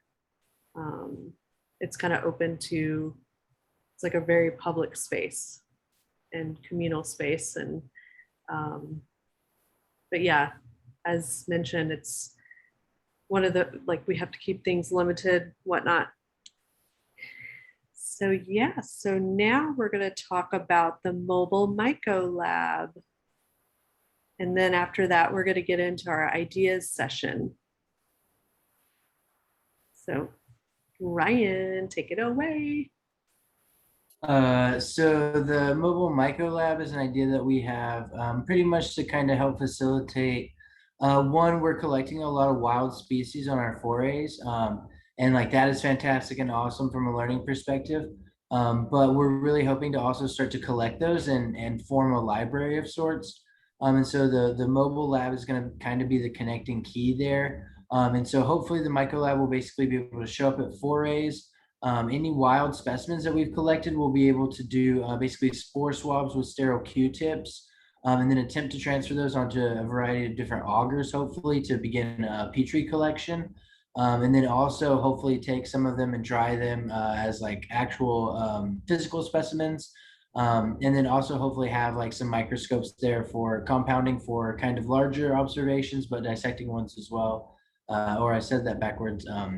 But basically have some microscope slides for viewing the hyphae and dissecting scope for kind of looking at macro features, just to really kind of help bring kind of the fascination of mushrooms alive, especially on the forays. They're already so magical. And then kind of having something that you can take home and that can go into a permanent library collection, we hope will be really neat. And then eventually down the line, we kind of have a few steps. But the final step is eventually hopefully being able to genetically sequence our library and begin to add the native fungal species of Texas to kind of the collective research. Nice. Thanks, Ryan. Yeah, so we're currently in the process of, kind of speccing out what we would need. Also looking at potentially, getting grants, and building our story around this for someone that might be able to help us with grant writing. So there was an announcement at Telluride this last week by the founder of the Fungi Foundation, and they now are offering, and we don't know the details, like everyone's like, sign me up yesterday, but they're offering like curriculum, like educational curriculum too, which would be like great for to be able to have something out of the box that we can take to schools and whatnot. But anyways, yeah, we could talk a lot about this project. It's been something in the sort of been thrown around for a while. So yeah, I know a lot of people probably had to jump off. We're getting past 9 now, but now that we've kind of shared everything that's sort of like normally on our agenda, like we usually, brainstorm new ideas. And even during our meetings, there's a lot of diverging conversations and new ideas like being developed. And this was a little more formalized, like me just talking a bunch. This is, where we, share ideas. And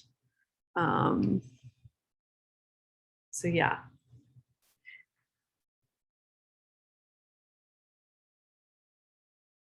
I know that we, since we haven't heard from mycopigments, like that's where I see like one of the gaps of like immediate, something we should probably like be thinking about. Does anybody have any ideas for speakers for October? Juliana. Yes. That would be amazing. Do you want to reach out, Allie? Ask and ye shall receive. I'm starstruck around her. It's real weird. You do it. Yeah, but I can reach out on Instagram because she seems to be on Instagram a lot, and that way you can see it as well. And tell her about what we want to do at the mobile lab, and we're so excited about the education. We want her to talk about it. Yes, the curriculum. Everyone down with that? All right. And I think you can up our speaker fee. I'm happy to do that. Like we can circle that.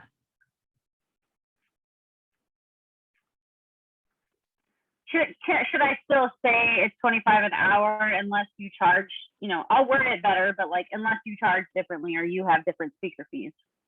I would just maybe, yeah, I think you can share what we offer, but we're flexible. So is there any talks or like MICO leaders that people have been inspired by lately that they've learned about?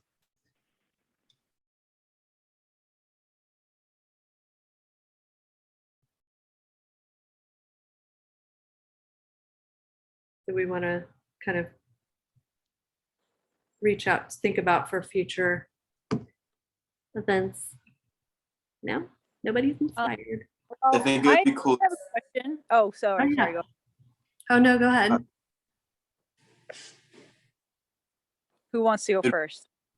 I'll go first. It'd be cool if we found cool people, or if anyone inspired you, just like send an email about them to our info@CTMS, so that way we can have it all like organized and in line and be able to have it nice and organized. That's it.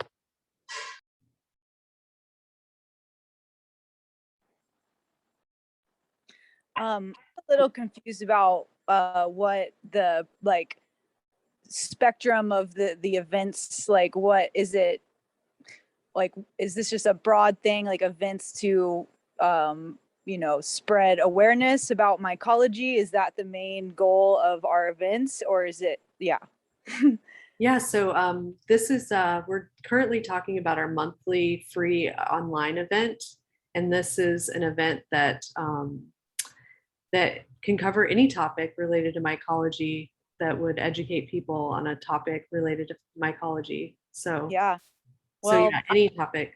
I feel like, once again, I don't know, like my like ultimate focus just in my own life and in what mycology means to me really is like my personal passion is mycoremediation, and I feel like I'd be more than happy to help or be involved in any and all efforts in regards to it just to get the word out, also get possible groups organized to actually start going and doing this work in a legal permitted way. Yeah, so if like the great thing about this organization and its members is like any initiative you have, like it's can be manifested in this organization. So if you have this passion and you feel like this is the place to organize people, do it. Like join, like put together your proposal. We can start doing online media, social media organization, messaging it to people, building a community of people that are interested in the specific topic. And as I mentioned with our members, we are now trying to nail down interest areas so we can further target and organize people around like their different interests in mycology. So yeah, it's just a matter of like you taking that passion and putting, asking for help, and asking, essentially like. Well, may I ask a question? Yeah. So of all of the groups that I've heard so far, like Daniel Reyes has been such a pillar in the, Texas community, getting so much stuff started. And, he's definitely a teacher of mine, and he's a mentor, and he gave me a laundry list of questions to answer to proceed with this going forward, this mycoremediation in the Gulf. And I'm wondering just like, when should we talk about all of these things as a group? Because the research involved is like, it's so much, and it's almost over my head to do alone. And that's why I'm here with y'all, is hoping we can come together as a group and answer these questions so that we can move forward on a possible actual project of going to the Gulf and doing it.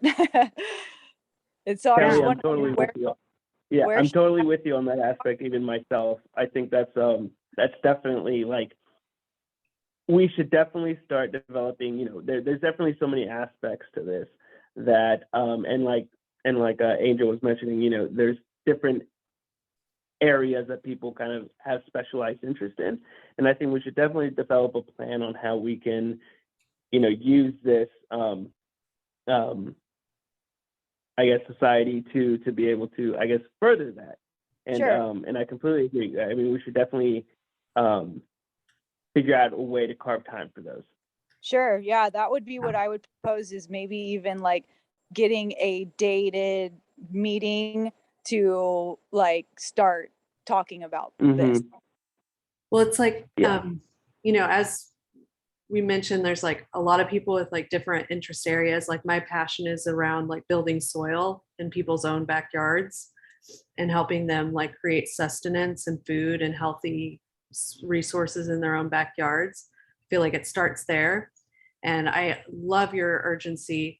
And I think there's a lot of people that share that urgency that would love to be part of a task force, an initiative, a circle. And that's kind of where we have this sociocracy, like this organization around circles.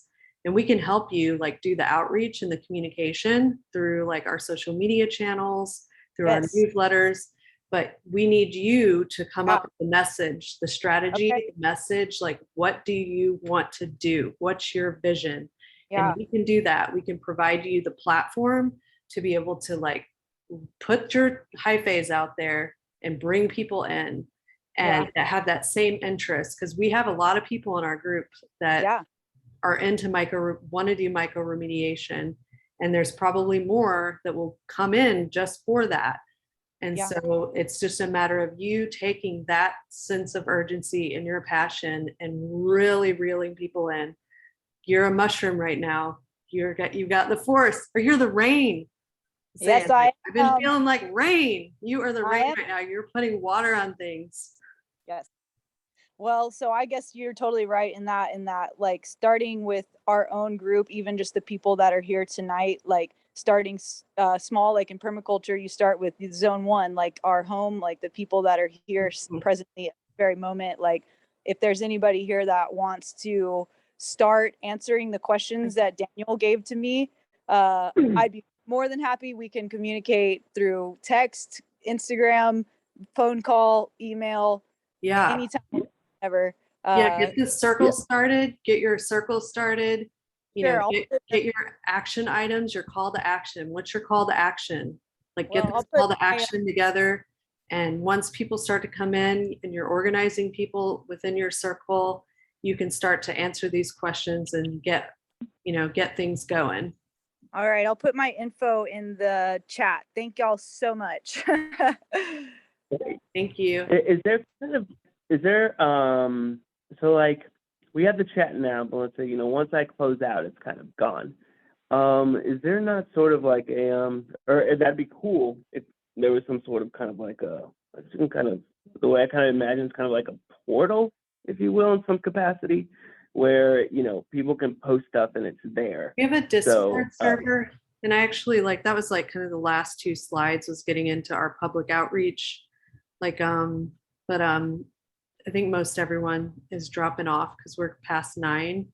But yeah, we have a Discord server, which is like Slack, and that's like what we use to communicate amongst members. Right now, it's like kind of a graveyard, and I've been tasked with being the admin, but I don't know how to use Discord, so it's probably gonna stay a graveyard unless somebody else is like really into setting up bots and all that kind of stuff, but that's just not really my thing. And I know there's a lot of great things. I know it's probably a great tool, but I don't know, like with tech, I'm like decentralizing myself from it as much as possible. Cool. But yeah, Discord's a little out there. What was that? Discord's pretty out, like kind of challenging to navigate if you have too many channels going, but it's cool that you can organize like that. It's just, it is definitely like, talk about a mycelial network. It's like, it reminds me of a Reddit or something. I don't know. You get lost. That's what I hear about Slack too. Yeah, all that stuff. But I'm not a Reddit person either, so I think that's why it's like over my head. Yeah, I used Slack when I lived in a co-op, which was pretty cool. Oh, nice. Yeah. Okay, well, I'm just going to go through the stuff really fast because I know people are probably getting tired.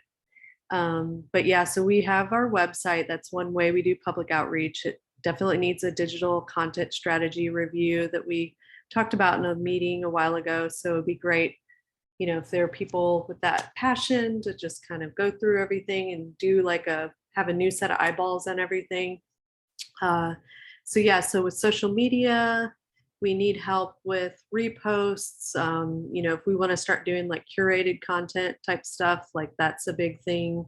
I like how North Spore does like a roundup of like interesting research and articles. So if you are super into reading about mycology and keeping up with everything in the news and want to do curated content, I would love for everybody to contribute to that. And then I can include it in the newsletter weekly. Right now, I'm just kind of reposting and resharing things on Facebook, but I can start to kind of put them in a list and share them in our newsletter as well.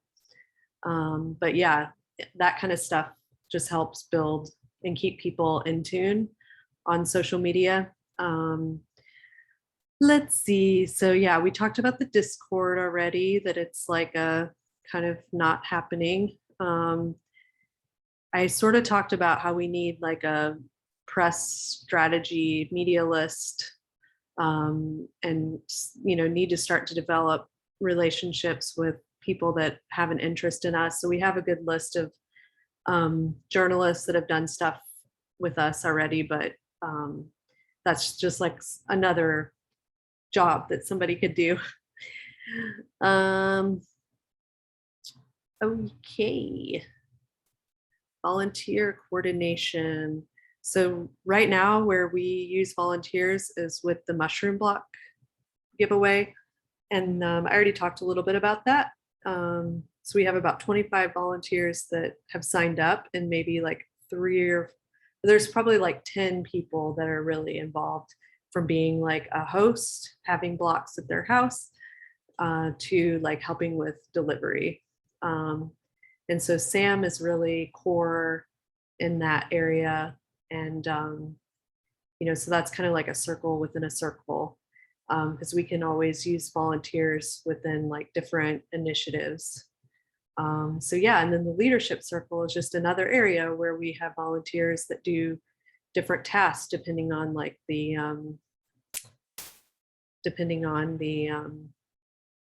kind of the circle and what its goals are. And that's it. Wait, there's one more. Membership. We already talked about all of this, but yeah, we mostly talked about all of this. But yeah, there's a lot of black holes. Black holes. So you can see where we have holes everywhere. We need lots of help. Help. We're here to help. We're here to help each other, one another. Thank you for putting that slideshow together, Angel. That was absolutely beautiful. Thank you guys. I spent like 5 hours probably on it, like after I got home from Chicago. Yes. And I was just trying to make it make visual sense, because I know I'm a visual person, and I know that like sometimes it's hard to like sit and listen to people's heads talk for hours. And I knew that we usually go about 2 hours with our agenda. And so, you know, I shared my background is in taking like complex stuff and making it easy to understand. That's been my life for like 15 years. So I like to do it, but I was taking a break until the pandemic of doing this kind of stuff. But yeah, this used to be my life, like doing executive PowerPoint presentations, videos, all that kind of stuff.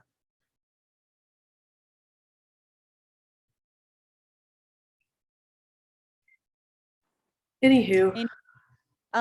Angel, are you the main person that answers the info@centraltexasmycology.org email?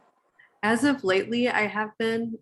We try to all answer emails, but I've been kind of keeping my eye on it more because of I've been the most involved with the mushroom block giveaway. So I'm kind of like seeing stuff through there. And Well, just doing as things on the website too. Like I do mostly a lot of the public outreach stuff, like stuff, like social media and the website and newsletter. Okay, cool. Well, I guess just to all of y'all who are, in charge of the email, I'm sending a list of those questions as suggested by Ryan. I'm sending it to the info website right now for the agenda, or the email for the agenda. Just FYI. Okay. I had a All quick right, one I y'all. I'm wanted gonna to get ask. going so I can eat some dinner and go to bed. But I love y'all. Much love. Thanks, Have a Sam. good sweet dreams night. about mushrooms. Yeah. Yeah. So did anybody else have any feedback they want to share now that we've kind of gone through all of the circles? Real quick, I wanted to ask about the Discord, in that, is it supposed to be available anywhere, the link? I was looking for it because I saw it as part of the membership inclusion, but couldn't find the link anywhere on the website by logging into the account or clicking around. I'm definitely interested in looking into seeing if I could help with it. Oh yeah. I think that it's supposed to auto email you like when you sign up to become a member, it's supposed to send you the Discord link. Like there's like a, workflow, right? Where, Yeah. You get that email next with the Discord link, invite link, but I've never done that workflow personally. And so it's hard to replicate as well. I just signed up. I don't think I got it, but sorry, someone's going to say something. I was just going to say, Angel, I think I need to follow back up with Philip about that, right? And make sure it's because I don't think it's automized anymore, and I can ask him about that. Okay. I know that I can log in because I was assigned, what do you call it? Assigned the new admin of Discord. I can go in and give you like a Discord link. So I'll send that to you tonight. Perfect. But yeah, like I know that's a question of a lot of people, especially when we share that's like a thing.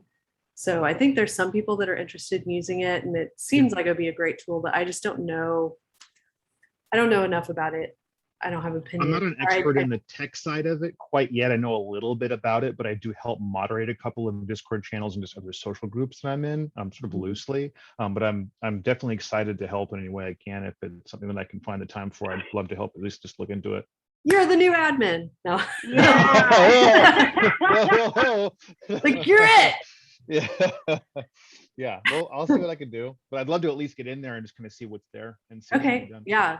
We'll send that over. And if you like the space and you want to cultivate that and like make it get the bots set up and get the special, like I know you can make like special emojis and stuff with people's faces and It's just a place I was thinking like, it's like after the hangout was over, I was like, man, I just want to engage more. That's what inspired me to get on Instagram, because it seems like everybody's on Instagram and really kind of engaging there a lot, but to have kind of like a chat space where people could be more regularly just saying hello to each other seemed like a lot of fun. I was definitely interested in that. Yeah, and organizing walks, like we really want to like encourage that kind of activity. Like, hey, let's go do a mushroom walk. Like, let's go do this. Like the only bot I know that exists now is our YouTube. When a YouTube is published, it automatically posts it, and so it'd be great to get it hooked up, integrated into Instagram and Facebook, and yeah, that'd be cool. That I have no idea how to do, but I'm willing to look into it. I'll watch a couple of YouTube videos and see if I can figure out how to get it done. Yeah. So, yeah. I know people that, have these, like they get really into it, like, and you can do all kinds of customizations. Well, you can do a lot, yeah. And lots of inside jokes and that kind of stuff. But I don't, like, yeah, it'll be a good place for members to get to know one another and organize events and whatnot. So yeah. Cool. I Anybody else? just want to say thank you, yeah, for that presentation and then for making us explode the way you're making us explode. I am exploding as well. I know. I love all the explosions. That hangout, man, I went home and I felt like I was struck by lightning. Like I was just so full of happy energy and excitement and Oh my engagement. And God. it's just really cool to be hanging out with y'all. So yeah. Yay. And it's happening. Isn't go it ahead. true that mushrooms grow even more when lightning strikes? Don't mushrooms love my There you go. Yeah, I think so, Yeah. right? Yeah, the Egyptians, they believe that the sort of mushrooms came from the god, I think it's Thoth, like the god of storms. Yeah. And they thought Yeah. whenever lightning bolts were struck, that's when mushrooms grew. And so, yeah, It's I mean, true. there was rain with lightning, right? But it also, Yes. you know, in Japan, they actually use electricity on their shiitake logs to kind of shock the logs into growing mushrooms. And so that like jolt of electricity does, you know, there's something happening, and I don't think we probably know enough about. And I know there's some people that are into physics and whatnot that like get into all of this stuff. I've heard gardeners talk about like the sort of electromagnetic forces within water, within like soil. Like we just don't. Oh yeah. We don't. Yes. In the Western world, we just like. I'm such there. Yeah. I love all that stuff so much. I'm like my favorite thing of field of study right now is like straight up quantum physics. I'm like all about it right now. Oh, nice. So cool. It is so cool. That would be a good speaker I topic, quantum physics and mushrooms. Yes, Let's find who's studying that topic. It is. It's like the macrocosm and the microcosm. It really is. Like mycelium is like the physical incarnation of quantum physics. It's kind of weird. Yeah, I'm sure there's somebody doing like studies on this. And so that's the cool thing about this organization. Like any area of interest that you want to learn about or want to know more about, like you can, you know, get involved and send us, you know, your ideas and share people that have done talks and do education or have written papers or, you know about these topics, like emerging kind of technology or emerging fields as well. Or even anthropology, like that's like I'm really into all of that too.